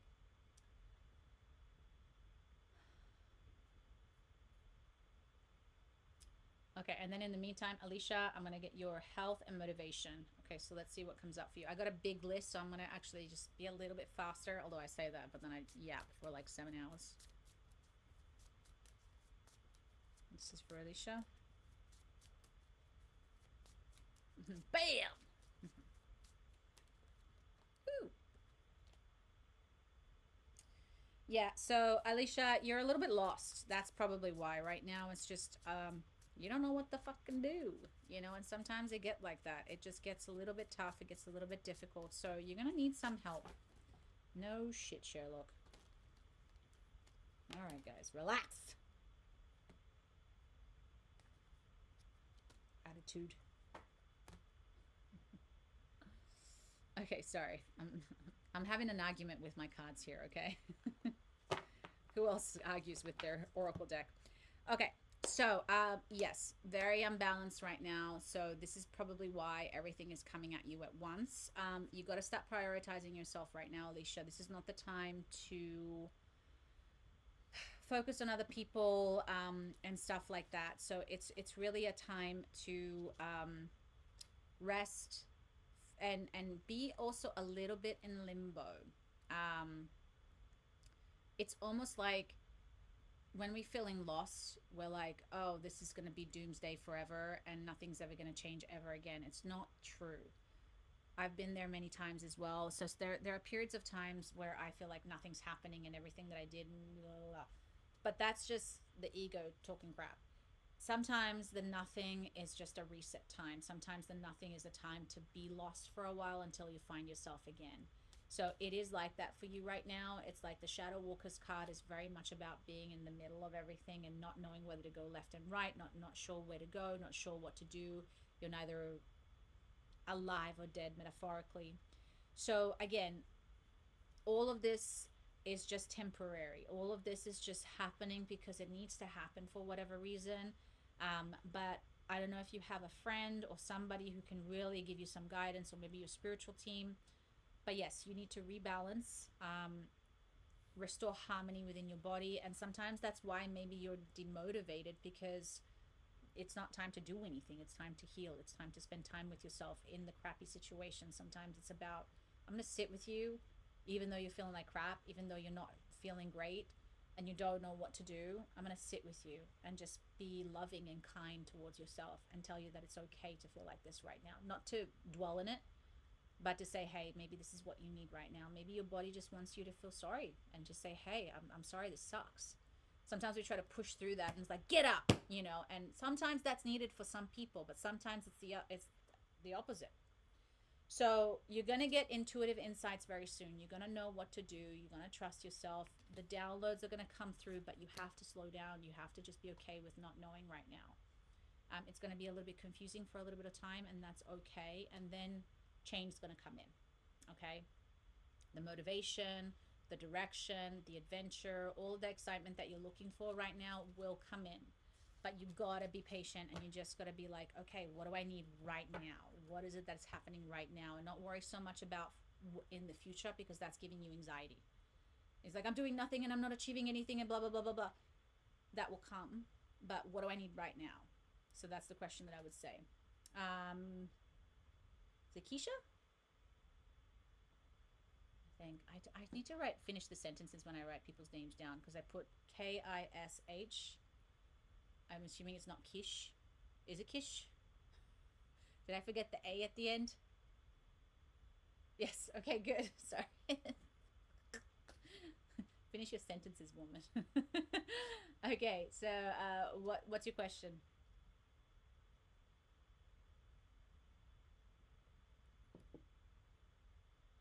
Yeah. I mean, I'm very much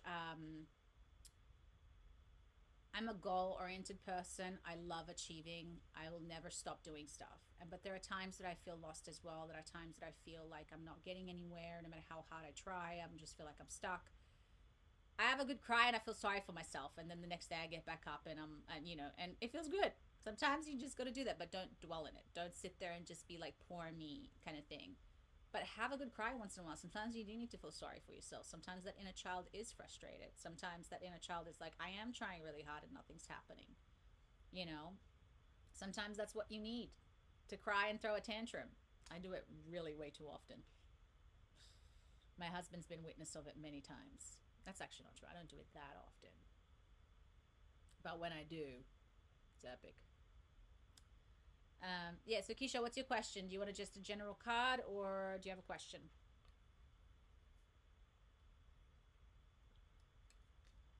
Okay, general.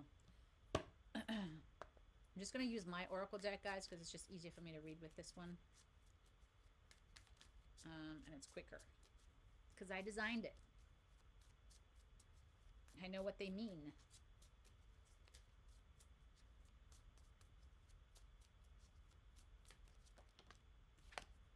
Ooh. Thank you, Keisha.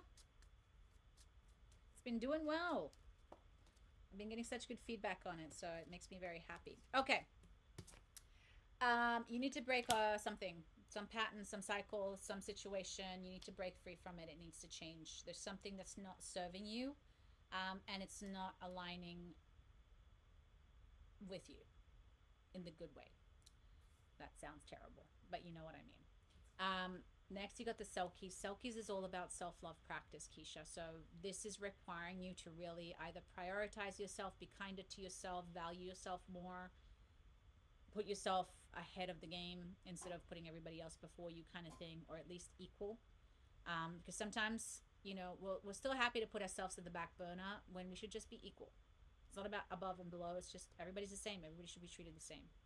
And then next you got the Atlantean. So some kind of injustice happened. Something is not fair. Something is not right. And you lost your voice. You're not speaking your truth, or you're not being honest, or you're not expressing your true needs.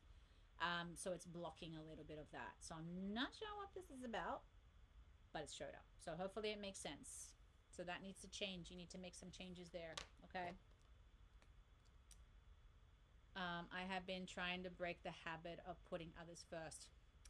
Well, that's probably what it is. So, like I said, I'll give you a little tip that's going to help you. Your inner child, Keisha, is still inside of you. So, when you abandon yourself, you abandon and hurt that inner child every time. not to make you feel guilty. So next time, you have to consider them, because when we make it about ourselves, it's very hard to put ourselves first because we've been trained to not do that. To do that, sorry. But suddenly, when you're like, hey, wait a minute, it's not just me here, it's my inner child as well that's being affected by my decisions and my behaviors. It gives you a little bit more strength to think outside of yourself and more for yourself, in the sense of, okay, I need to protect this inner child. They don't deserve this. So again, when you allow to put other people first, you're also doing that to that inner child. You're saying, be quiet, go in the corner, shut up, nobody cares about you. It's not nice, and that's what you're doing to yourself. So again, like I said, it's not about putting yourself above anybody else, it's about seeing yourself as equal. Everybody gets treated the same. So if other people are valuable, so are you. Constantly told that that's not right for you when I tried to express what I wanted to do. Then give it to that inner child now. That's the healing right there. You have the opportunity now to give that exact need and experience. Thank you so much, Kelly. That need and experience to that inner child. That's what I've done for myself. That's how I healed a lot of my crap. A lot of it. Because my inner child went through a ton of shit.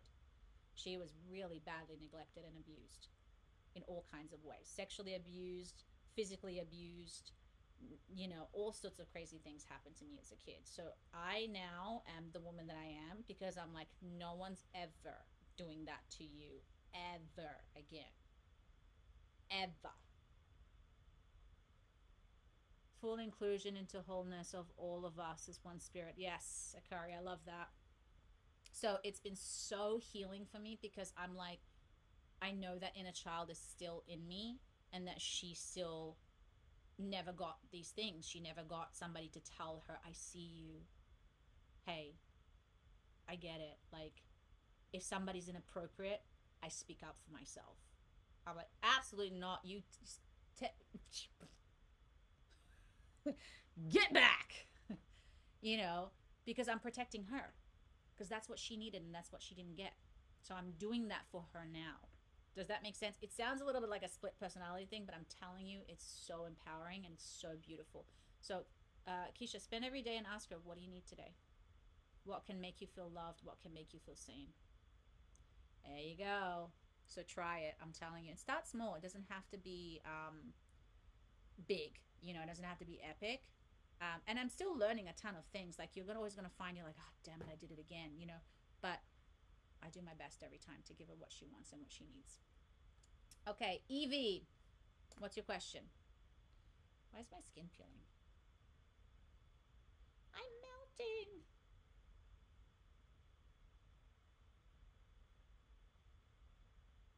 Reparenting. Yep. Yep. Definitely reparenting. And that's also why, like, for instance, like the triggers that I've been having this week, I'm like, I'm very emotionally mature, but in certain areas where you are unhealed, you act like a child because it's inner child wounding. So I'm like noticing myself acting like I got mad over pillows, guys, by the way. That was the whole fight. That's what I blew up over, okay? So just to give you an idea, it's nothing to do with the pillows. It's the underlying, like what has been happening before that is making me mad about the pillows. That's what I went 0 to 100 over. So obviously, I told myself, I was like, clearly it's not over the pillows because it's like the dumbest thing ever. It's something else, and then I had to dig deep and find out what was I being triggered by. But it's so dumb. But that's inner child wounding. There's something there that the inner child is acting up, and I'm not emotionally regulated when it comes to that trigger. So I have to teach myself now how to regulate myself by teaching also my husband how to be, how to show up for me. Very important with communication with partners, guys, by the way. They feel amazing because they can really show up for you and they feel valued and valuable, and you value them more because they were able to help you. Go with your intuition. All right, let's see what comes up. Well, I mean, yes and no. You can always, it's also how we communicated. Also, if they're willing or unwilling, obviously, it's like, that's why it's very important to choose the right partners. Listen, my husband, he's amazing, but he's not perfect. It took us a while to get to this. And I come to him with a lot of love and kindness when I talk to him about this. And I sit down and I was like, hey, just so you know, this wasn't your fault. Um, I'm triggered. This is nothing to do with you. This is absolutely not your fault. I would love to be able to de-escalate this before I get to that level, and I understand now what it is, and this is what I need from you. And I tell him exactly what I need. And luckily he does it, you know. Not always, doesn't always succeed, but he tries. Okay, Evie, you got the Galactic Knights. Karma. So there's a karmatic relationship or karmatic pattern or karmatic cycle that's active. Um, this basically means that you're in a phase of learning something deep and something contractual. So whatever you're going through right now, it's kind of like you agreed to experience this prior to coming onto this planet, this lovely planet, amazing, gorgeous planet. And essentially, it's just a karmatic. So, okay, so a couple of things. One of them, you can break the contract if you want to, if it's not serving you. But there's a lot to learn from this contract. We often choose these contracts because they're meant to teach us something very deep and meaningful in this lifetime. You can also break the contract usually with the person just because it's not working out or it's not growing. Um, so oftentimes karma contractuals are like, I agreed to experience this shitty thing or this intense thing or this whatever so that I can learn what. So the way to also break these contracts is if you can figure out what the lesson is and just learn it without having to go through that. I do see love though as well. I do see a good energy of love and the heart energy active. Um, so that's definitely a good thing. Sorry guys, I'm just checking one thing. Nope, don't need that. So I would say this is something, I think it's something to do with love or loving, like heart, passion. I'm not quite sure here. It's like a lot of things are coming at me. Um, so I'm just gonna like allow it to come through.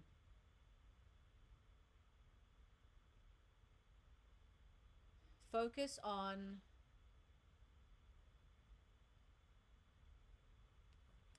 the things that, you know, bring joy and love in your heart. Um, or how can you repair.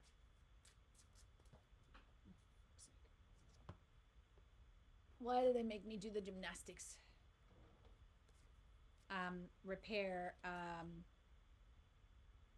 What was I saying?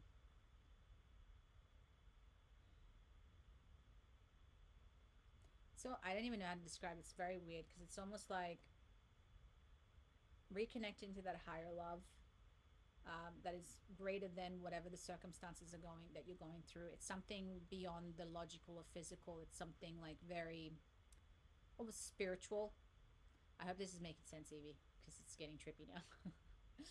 So this is going to help you. It's going to guide you through whatever the situation you're going through. It's like connecting to that higher mind, that higher power, that higher self, that source energy, remembering that unconditional love that is there for you, just allowing yourself to be showered by that light, by that love, so that you can heal this and you can fill your heart with that light.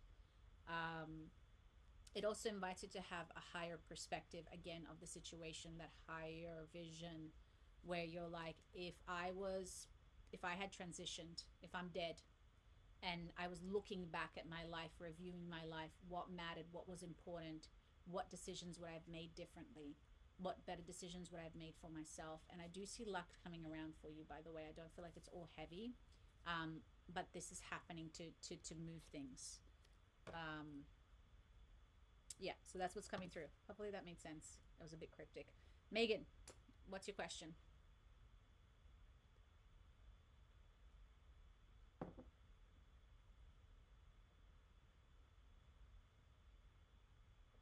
What do I need to release right now?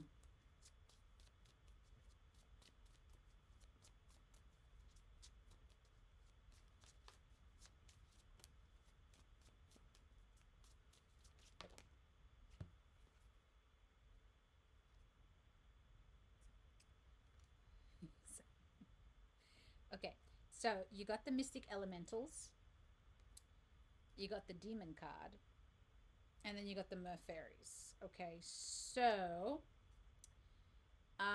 the mystic elementals are inviting you to open your eyes to the magic that surrounds you. Nature is constantly speaking and offering signs and messages and guidance, but are you truly listening? Thank you very much. Yes, it makes sense. Okay, great. Um, every ruffle in the leaf, shifting in the breeze, or unexpected animal encounter carries meaning. If you feel disconnected, ask yourself why. Have your doubt, distraction, or fear clouded your awareness? Reconnect with your wisdom of the natural world, and you will find the answers you seek. Now, disconnection is coming up twice. The Incarnated Demon card is a sign that something is disconnected and broken. There is a lack of compassion, connection, and empathy in this situation. Be mindful that this person or circumstance may not have your best interests at heart. This card also calls you to look within and examine your own intentions. Are you acting from a place of love and integrity? Awareness is the first step towards transformation. And then the final card, are you feeling lost, dear one? The Mer Fairies are here to gently guide you back to your path. Nothing is ever truly lost. You simply need to reflect, process, and trust in divine timing.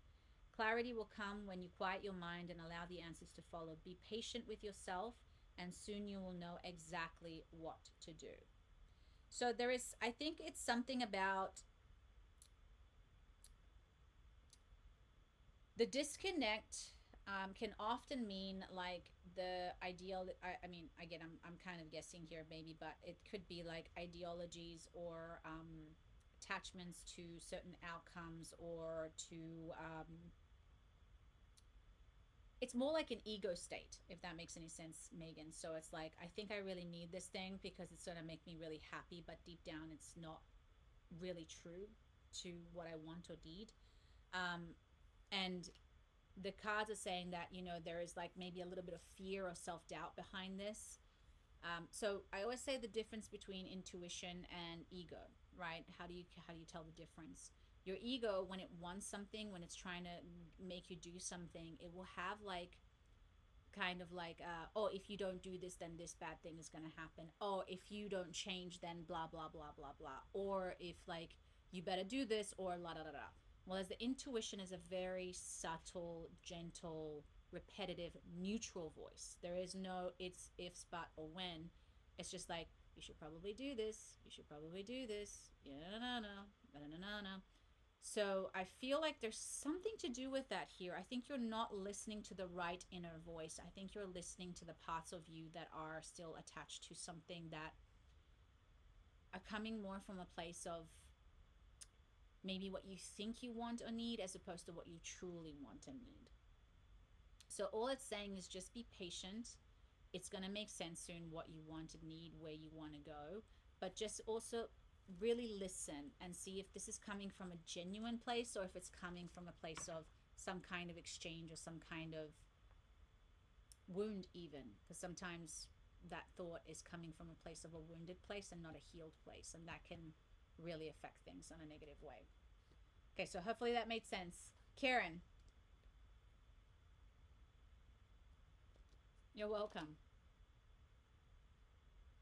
Karen?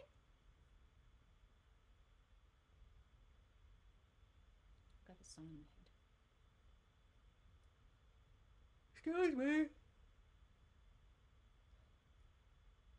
I yawn when I do readings sometimes, but it's good. It relaxes me.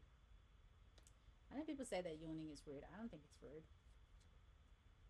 It's like a natural physical reaction. Why is it rude? Karen, are you still here? Let me know. Mm-mm.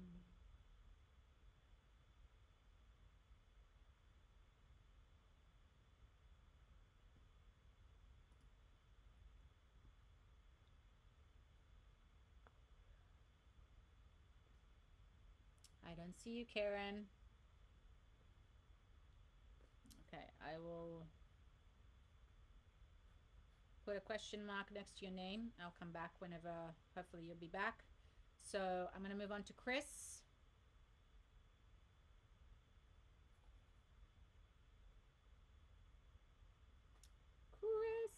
you there?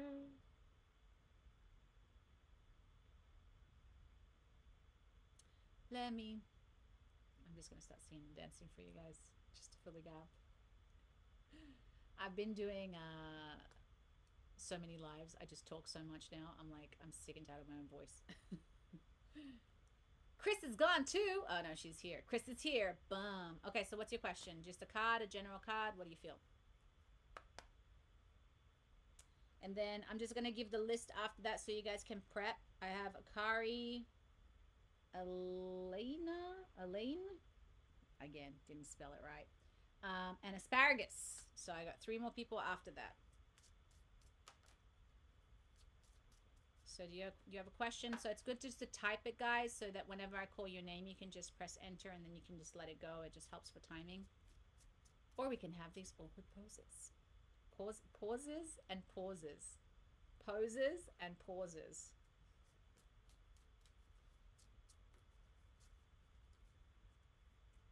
Poses and pauses. So Chris, what's your question? Just a card?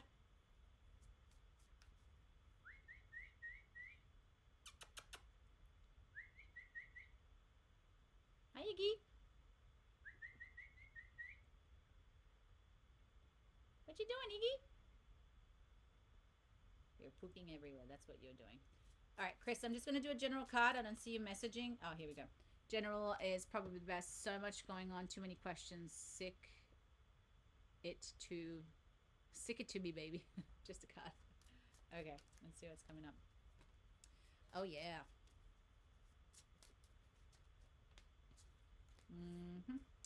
Lot of emotions.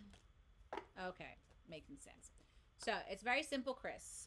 Simple, not simple, because obviously you're in it. It's very complicated and blah, blah, blah. But the answer to the solution is actually kind of direct.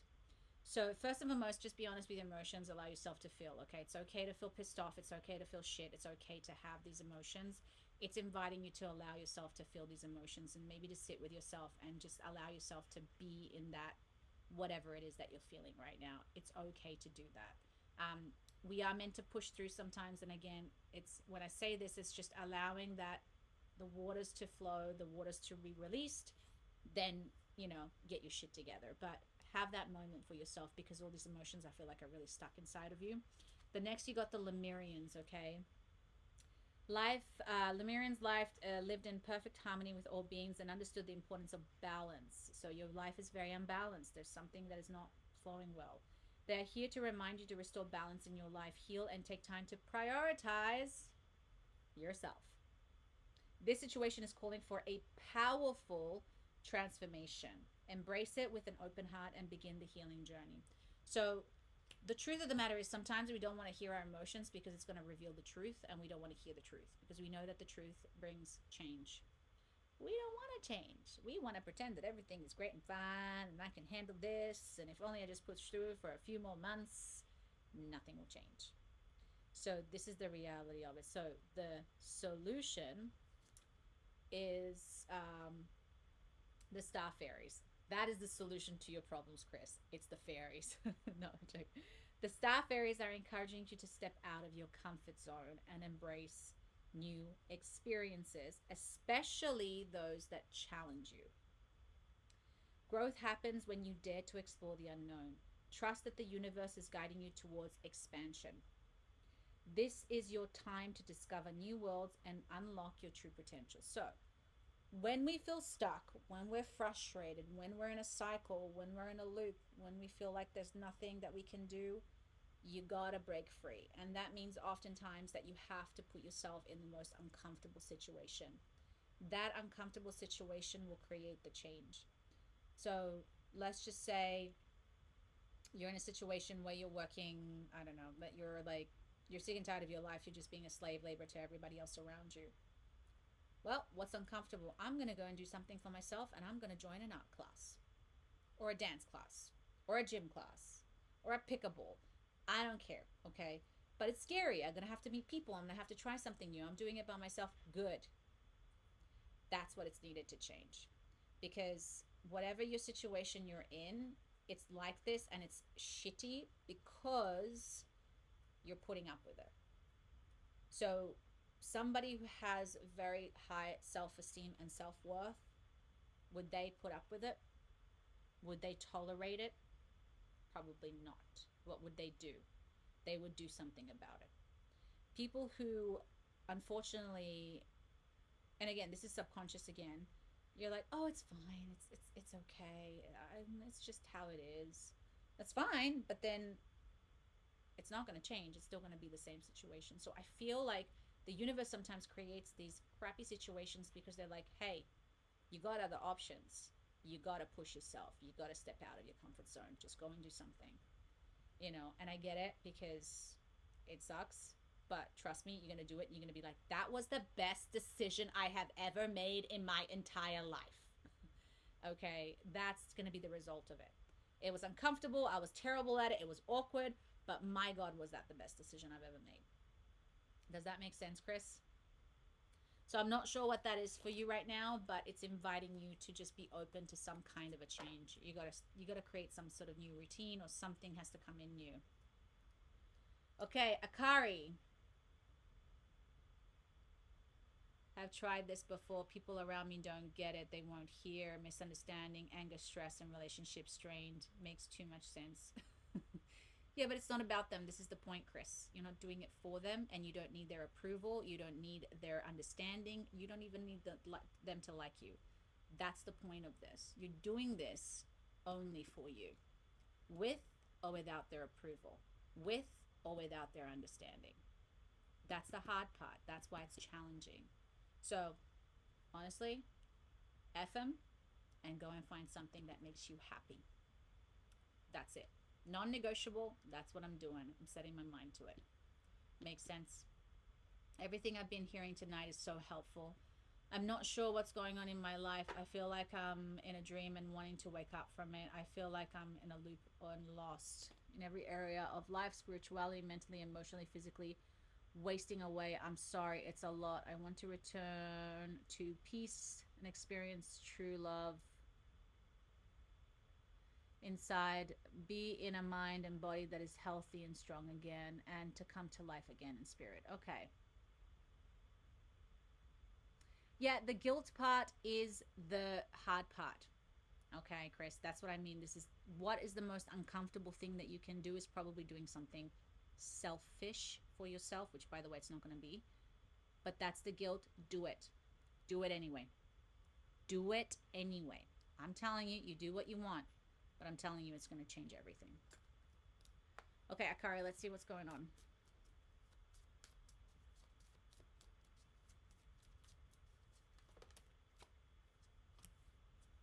Mm-hmm. Okay, so for you, what's happened essentially is, yes, self love practices have to be implemented. Okay, your number one priority is to learn to love yourself again. So, how do I do that if I hate myself and I hate everything about my life, Jacqueline? Great question. So, here's the question: we are never born hating ourselves. We're not born. And by the way, if you know anything, you don't. So, a little bit about my history. Because of my childhood and all the abuse that I went through, I loathed myself. I wanted to end my life. I was severely depressed for most of my life. I had panic disorders. I was a mess. She was a mess.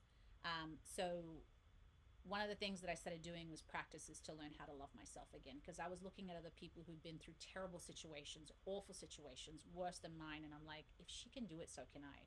She's figured out something that I haven't figured out. And I made it a decision because I was either I'm going to check out or check in. There's just no in between now. So I decided to check in. I was like, you know what? Let me just try this and see whether this works. I'm going to dedicate everything, my time and my energy into healing. If it works, great. If it doesn't, I can always just check out. So obviously it worked. But it took a lot of work. So what I understood is, even though I didn't know how to love myself and I didn't understand how to do that, I understood what somebody or who loved themselves would do. So every day I would ask myself the question, what would somebody who loved themselves do? What would somebody who loved themselves and respect themselves do? They would dedicate time and energy into healing practices. They would speak kindly to themselves. They would seek help. We know all this, right? So the hard part is to do it. Now, what I'm getting from you, my love, is that you've got the Atlanteans card. Something happened in your past that has been very unfair and very unjust. And it's created this personality, this identity that you're not worthy of love, that you're not worthy of happiness, that you're not worthy of anything. And this is creating this pattern. So, the other thing that gave me the drive to fight for myself was I'm not letting that M win. Because if I am living a life where I'm miserable, unhappy, depressed, and wanting to die, they're winning.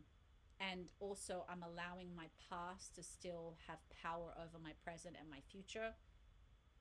And therefore, I'm still somehow reliving that abuse over and over again every single day. So, again, the self loving practices, I couldn't do them for myself. So, I started to do them for my inner child. I started to look at the parts of me that were abused and that had been neglected and that weren't fair. And I started to fight for that person. And it was hard. I mean, I'm talking, I had such bad depression that I couldn't get out of bed. So I would roll onto the floor and I would just keep rolling. And then once you're on the floor, it gets pretty uncomfortable. So then you have to stand up and then you start moving and then you start walking. And that was my first step. So, very difficult, but it can be done. And it means that it requires a commitment to self, an absolute commitment to self. So my commitment was to my inner child that I was going to do my everything to give her at least a chance to try and feel better. That meant I literally dove into audiobooks, read books, seminars. You can imagine YouTube videos, anything and everything about self healing, self love, self whatever. And I was going to try anything and all. Certain things clicked. So, affirmations is something that I practice every single day. I've been doing journaling now, mirror work. Um, I mean, I've been doing affirmations for years now. Especially if you're depressed and you have anxiety or you have negative thinking, it's crucial to do affirmations. It's non-negotiable in my opinion. That's how I started creating meditations for myself, and then I started teaching meditation. So this is where my career kind of took off somehow. From healing myself, it became a practice now that I give to other people. And that's also the gift in overcoming your wounds. People don't realize that everything that you are going through right now, the hardest lessons that you are experiencing on the other side, is the hero. It's the hero's journey. So who you become when you overcome or you heal that wound is literally your hero self. And not just for yourself, hopefully for other people. So it's tough. It's not meant to be easy, but it definitely can be done. So the other thing that came up for you as well was the cosmic witches. So again, you got to expect more for yourself and be okay to ask for more for yourself. You've settled for very low. So you put up with a lot of meh. That's, the meh is like great. So don't be afraid to ask for more, to dream bigger, to say, you know what? I can do that. Maybe it is possible. And we don't do that because we're afraid of being let down. Because if I'm like, oh, I'm going to dream big and I'm going to put my hopes up, and then if I don't get it, well, I'm a failure. Sure, that's one way to look at it, but that's just not a loving perspective. A loving perspective is like, you know what? You think of a kid when they're like, one day I'm going to be a doctor. Do you think they sit there and they go, well, if I fail, I'm a loser? No, they just go, I'm going to give it my go. And if it doesn't work out, oh, well, let me try this way and let me try that way and let me try something else. They don't take it as like a personal failure. So, self loving practices, my love. I would suggest, again, this is my tip. This works for me, but you got to figure out what works for you. And it's a ritual, it's a daily ritual, and it's a priority. The same way when you brush your teeth every day, that's a priority. Hopefully, you do. I had to train my husband to do that. It's the same thing with these practices for me. They're non negotiable. Meditation, I do affirmations, all of this sort of stuff for me are non negotiables. If I don't do this, I'm a different person. My old self starts coming forward. And we don't want that girl to come up because if you think I'm intense now, oh dear, she's terrifying. So, does that make sense, my love? And I think let me see if I have anything here that I could suggest that might help you. I have my new course here that I would recommend. So I have one, Build Self-Worth and Confidence. That's a good one. I also have the new course that is to create day and night rituals for yourself. So that would be an excellent one for you. What would someone who loved themselves, respect themselves, and honor themselves to a self-love practice? The gift of overcoming the wounds. Yeah, yeah. Thank you for insight, self-worth. Yes. So this one's a good one. I don't know if the other ones are here. Let me see if it's the morning. Oh, God damn it.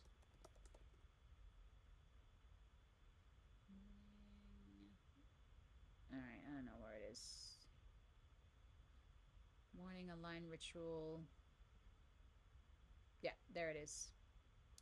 So this is also a great course to do where you basically learn to create a ritual for yourself every morning. And there's also one for the nighttime. It's for 7 days. So you just do the course every morning and you create your own ritual for the morning, to really align with that future self.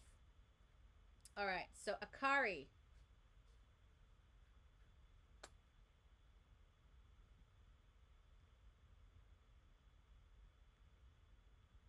Yeah, so definitely do those because I think it'll help you to sort of figure out something that will work for you. It's just good to just do the practices anyway.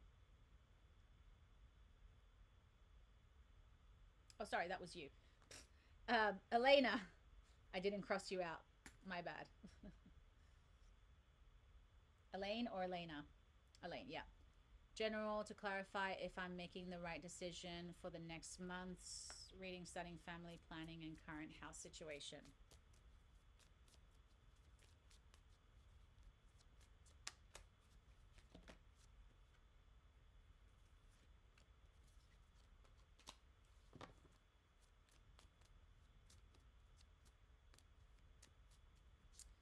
Okay, so it's telling me more about like how you choose to. Okay, there's different things. So one of them, as far as the decision, so there's a couple of things. You have a lot more power in this, Elaine, than you think you do. So the kitchen witches are here to remind you that food is like your decisions, your home, your practices, your intentions, can be magic or it can also be poison. When you are eating or cooking, send healing energy to the food. So think of the food as a metaphor, just FYI. And listen to what is telling you. It's important to be more aware of what you're consuming. You need to make some choices, better choices in your and how you nourish both your soul and body. So whatever decision, because you're asking me multiple questions, so there's a lot of things, but like whatever you're doing, how are you doing it? Are you doing it with like, oh God, I gotta do this again, this is terrible and I hate it? Or are you doing it from a place of gratitude? So how are you putting your intention in everything that you're doing? So this is coming up very strongly. So make sure that you have powerful intentions. Don't just do things for the sake of doing them. Like really set an intention and be clear on that intention and the outcome that you would like to receive from that. The next thing with your situations, just you need to have a bird's eye view. You're too involved, you're too emotionally wrapped up. It's difficult to see and make decisions from that place. So you need to step back and just be less emotional about it, more logical, and kind of like map it out and think of it kind of like in 5 or 6 years' time, if I was going to look at my life, what was the best decision? Or asking your higher self to step through from my higher self's perspective, what do I know is right? And let your ego out the door. And the ego oftentimes is like attachment to outcomes or expectations that we would rather it happen, but it's not always we know the right thing. The other thing is you got to be honest with some of the things that aren't working and just be brutal about it. So you got the warlocks and inviting you to see the truth, even if it is painful, dark, or mysterious. Do not be afraid, for fear will only control you. Instead, acknowledge the shadows within you, and from there, choose who you want to become. Avoiding the truth will only cast more shadows. So instead of avoiding the things that aren't working, I would say address those. Just say, okay, this situation is not for me. This thing is not working for me. I don't want to be honest about it. I hate it. That's just the truth about it. So it's really just about being clear in everything, I think. Clear about the things that aren't working, clear about setting clear intentions in moving forward and how you want to experience things and putting your energy into it so that it can come back to you. And then stepping back and really looking at the map so that you know what steps to take without being so emotional or overwhelmed, or it's just more logical. So it makes it easier to move forward and take that next step. Hope that made sense. And then asparagus. What a great name. I love asparagus. I haven't had asparagus in a long time. A long time. Let's the time? Speaking of which, it's 5 o'clock. I gotta go soon. Asparagus, are you there? And also, Karen, are you still here? I called your name, but you did not answer. Rude. No, I'm joking. It's fine. I get it takes forever to do these lives, so. And if nobody is here, we can go into the meditation. Ooh, asparagus is here. Sweet general. Then rigor voices. Where do I start? I'm not sure what you mean. UT, then rigor voices. And how do I also serve others while I love myself? That's a great question. Self love is usually, when it's done from the highest place, it's the most loving thing that you can do for anybody else. So, self love isn't usually as selfish as people think.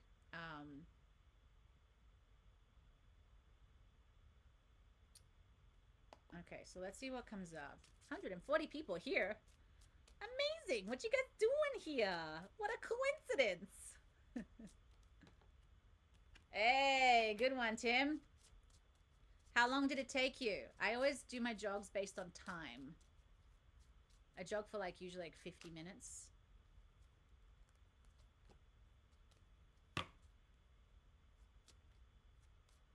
Aw, that's so nice, Kelly. 31 minutes, that's pretty good. Nice. Yeah, I do 5 miles in like an hour, but I'm lazy. I just like sometimes walk it.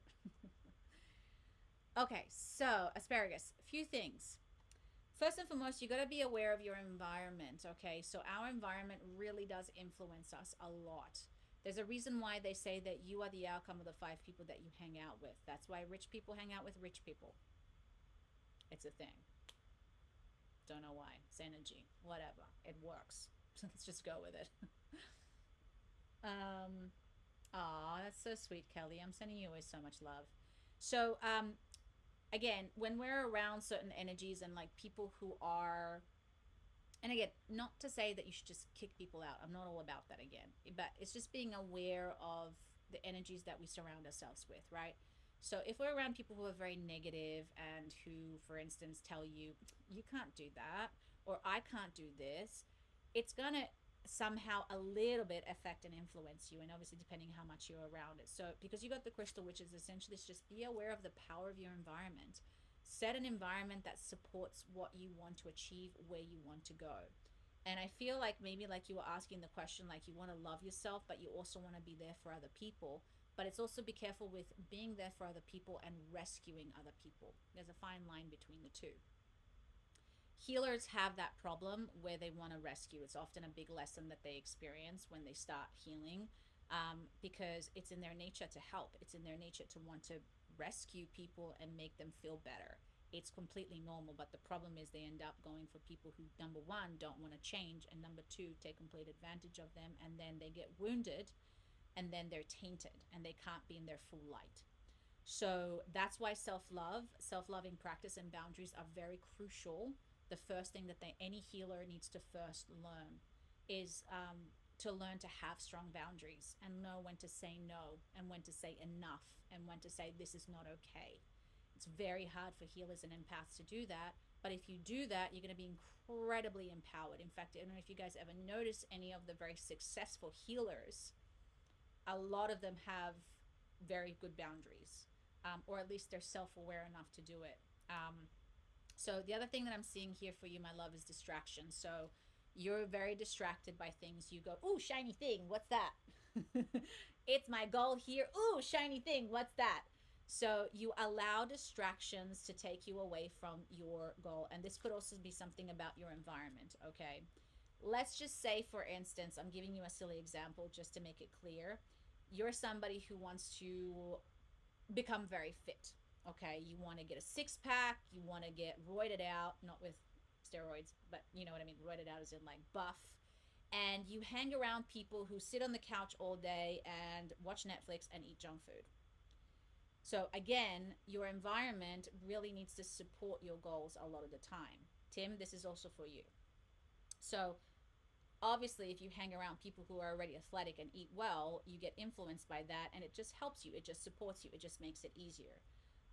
So that's one of the things that we have to understand, and it's our job to create that environment for ourselves and for the people around us. So if you're seeking um, self-love, if you're seeking to love yourself, then being around people who hate themselves, who aren't respecting themselves, um, it's the same thing essentially.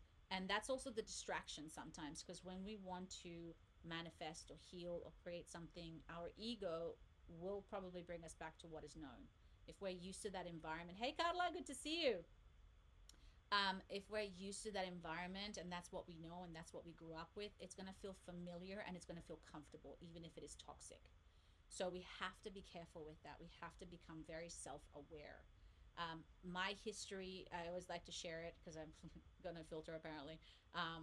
When I was attracting relationships in my past, I was attracting very physically abusive people and abusive people. So that was what was familiar to me, and that's because it was comfortable. It's not great. We all know that it's not the best thing for you, obviously, but I was attracted to that. So when I wanted to heal that, I had to get uncomfortable. I had to go, okay, what are my needs? And this is with anything, not just with love, with like a goal. What are my needs? And then stick to it. So when I met my husband, I needed somebody who was kind, who was gentle, who was not violent, who was prioritized me, all this sort of things. So when I met my husband, like I always say, I wasn't attracted to him at first because I'm not attracted to what is unfamiliar. Now I'm obsessed with him, obviously. But I pushed myself. I was like, you know what? He ticks all the boxes. I might not have that immediate physical attraction to him, but I'm going to give it a go and see what happens. Obviously, now I'm married and whatever. So the point I'm making here is that it requires some level of awareness of what is around me that isn't working. What can I do to support my environment to help me thrive in this? And then you got the magical people. So the magical people is all about your beliefs, man. You got to start looking at your beliefs, but also what you don't believe. So when it comes to loving yourself, what do you believe and what don't you believe? And start looking at these things, because this is what's creating your reality. So I don't believe that I am lovable. I don't believe, and you have to be honest. It's okay to be honest, but then we're going to work on healing that, because it's bullshit. The truth of the matter, it's bullshit. Of course you're lovable. Everybody's lovable. Everybody's capable of being loved. We've created these belief systems and these things because of trauma, because of society, because of the way that the system is designed, all of these things. But in our core, in our nature, we all deserve love. There's nothing, again, we're all equal. The choices that we make, of course, lead to certain outcomes, lead to certain things. And again, the belief system is here is like, if I love myself, then I can't be there for others. That sounded like one of your core beliefs, asparagus. So I love how I'm saying asparagus. So it just makes me think of the vegetable. I don't know if that's your name. It's a great name, but I'm just thinking of the vegetable. So if that's a belief, that's something that you need to change, because that's going to prevent you from seeking self-love, because what it says is that this is a bad thing. If you start loving yourself, you're not going to be able to have friends, which is bullshit. The true essence of love is oneness. Love, if I ask you guys what is love, most of you can't answer that. Most of you say, oh, it's a feeling, or it's like caring for somebody, or it's prioritizing somebody. Love is taking something or someone as a part of yourself. So if I hurt myself, I hurt them. If I hurt them, I hurt myself. So it's the oneness energy, right? So again, the more I love myself, the more I can love others. The more I respect myself, the more I can respect others. Thank you so much for the insight. You are very good at this. Stay blessed. Sweet. Thank you. I appreciate it. It's mostly the cards, but I'll take the credit. Okay, so look at your beliefs and start aligning those beliefs to serve you, to align with the way that you can thrive, and then you will get there. Sweet, guys. I feel like healers often attract bad company. It's like people who need healing recognize you before you see yourself as a healer. It's discernment. Yes, Carla, that's also true. And it's also because we have shit boundaries. Again, so when people, here's the thing, if I am somebody who is seeking to gain something and not from a highest place, it's a predatory thing almost. And not to blame people, there's some people don't do it on purpose, it's just like a unconscious thing. It's also like they can smell a mile away the person who's not going to say absolutely not, you don't get to enter my field.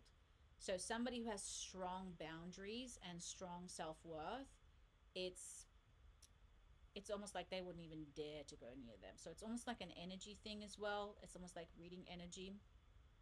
And it's also the kindness and the compassion that a lot of healers have. You know, it's like I see you in me and I see that pain and I feel that pain.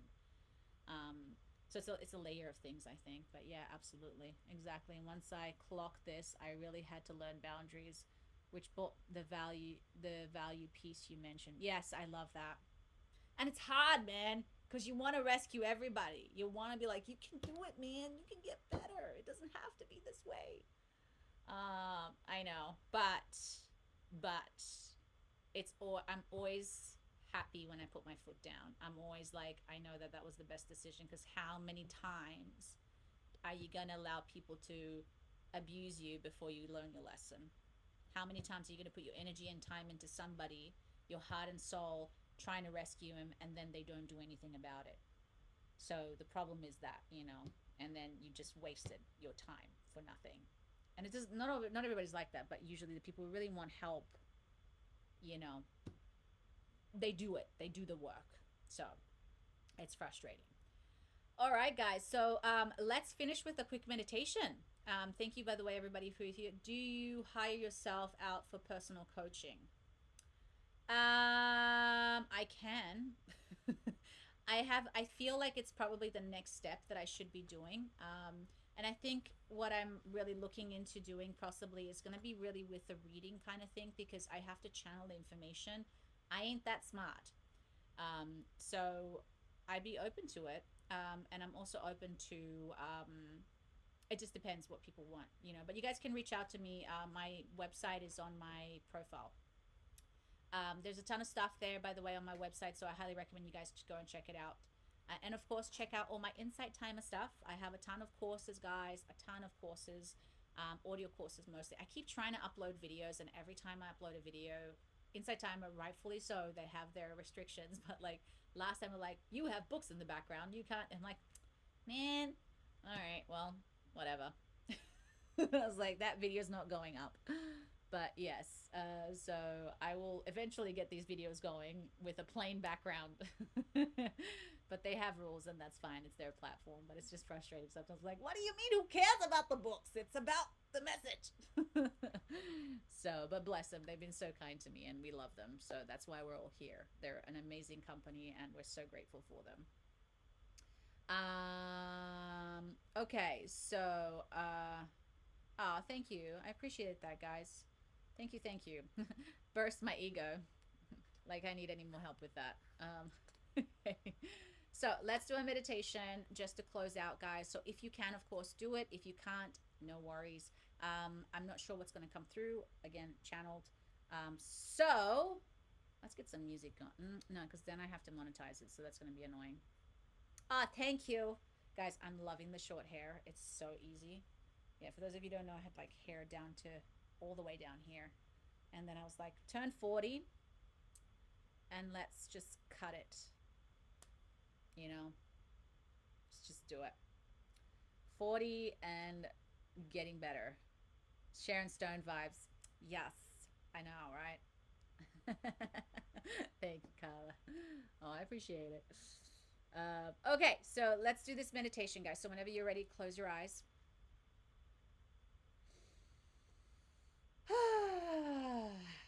Just take a deep breath. Whatever you need to do, shake it out. Maybe just give yourself a moment just to shake the body. Letting out any tension. Whatever. Be silly. Be stupid. No one's watching unless you're in a public space, in which case don't do that. They'll think you're mentally ill. But if you can, just take this moment just to take a few breaths and invite in that silence, that stillness.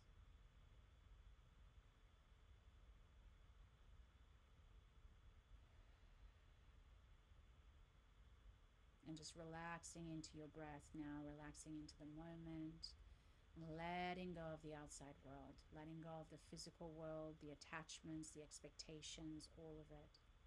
Just surrendering all of that for now, allowing time to be still and to dive deeper and deeper into yourself, connecting to your soul, connecting to your energy, connecting to your heart. And when you breathe now, you're going to breathe into your heart. And as you breathe into your heart, a light is going to spark, a light is going to be activated, a light is born. And this spark is connected to your soul, to your authenticity, to who you really are, to your highest frequency. And on the out breath, you're going to release anything and all that does not align with that part of you. I like to visualize white energy entering, activating this light, and black or dark energy like smoke or a fog just being released and evaporated. And if there's something specific in you right now that is weighing you down, that is causing pain or suffering, let it out, let it go, surrender it.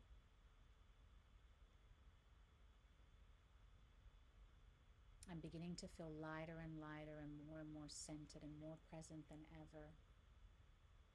And now, when you're ready, bringing your attention and your focus to the soles of your feet, literally as if there was an energy field or an energy force just being activated and buzzing underneath the soles of your feet.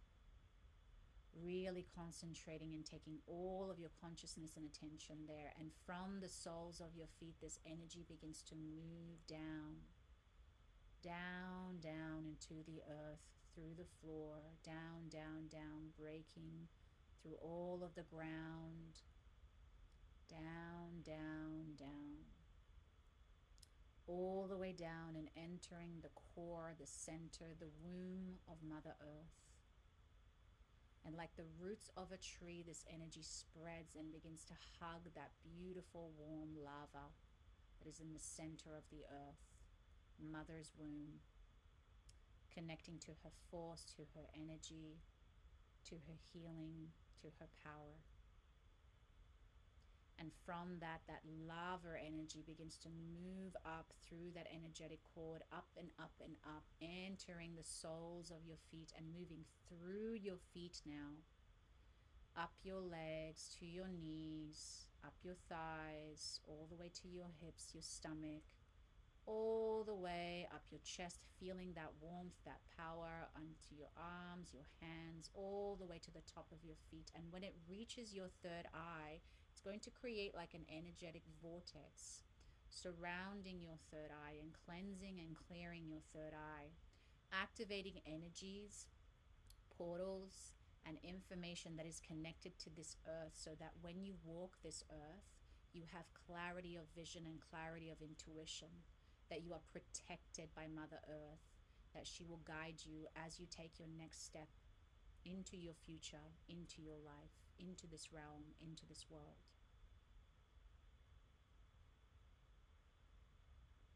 And just sitting with this now in silence, just taking a moment to notice if she has anything to reveal to you, any messages, any symbols. And as she's doing this, by the way, she's also detoxing your body from any toxins, from any energies, or anything that is unwanted and unwelcome at this time, especially if you have an illness or anything. Allow her to heal her that, allow her to heal that for you right now. Channel that beautiful lava energy into certain parts of your body, feel it, activate, trusting that she's doing the work for you. All you have to do is just be receptive and receive and open yourself up to her love, to her nurturing nature. This is also energizing your body and activating your energy.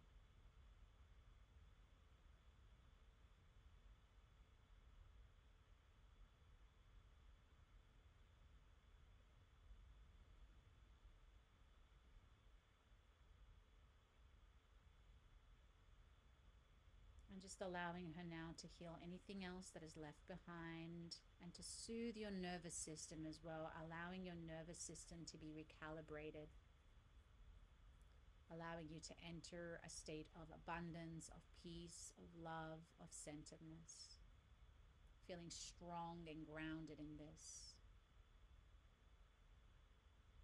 And just taking this moment now to send Mother Earth your love, your appreciation. And when you are ready, she's going to release that energy, and you're going to release your energy from her womb, from her heart, allowing that energetic cord to move back up through the ground, returning back to your feet, and now bringing your awareness back to your heart. Just noticing how cleansed, how pure, and how bright that light is in your heart now.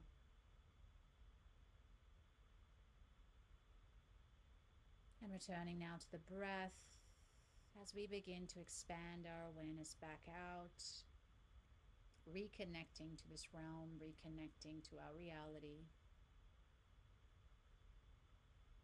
And then gently and slowly beginning to wiggle the toes and the fingers. And when it feels right, come back into the space and open your eyes. And welcome back.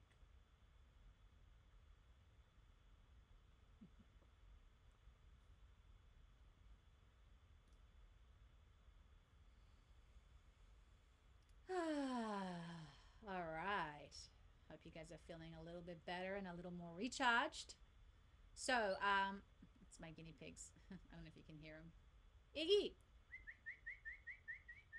what you doing?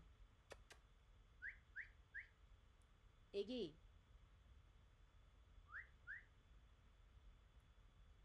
What you doing, buddy?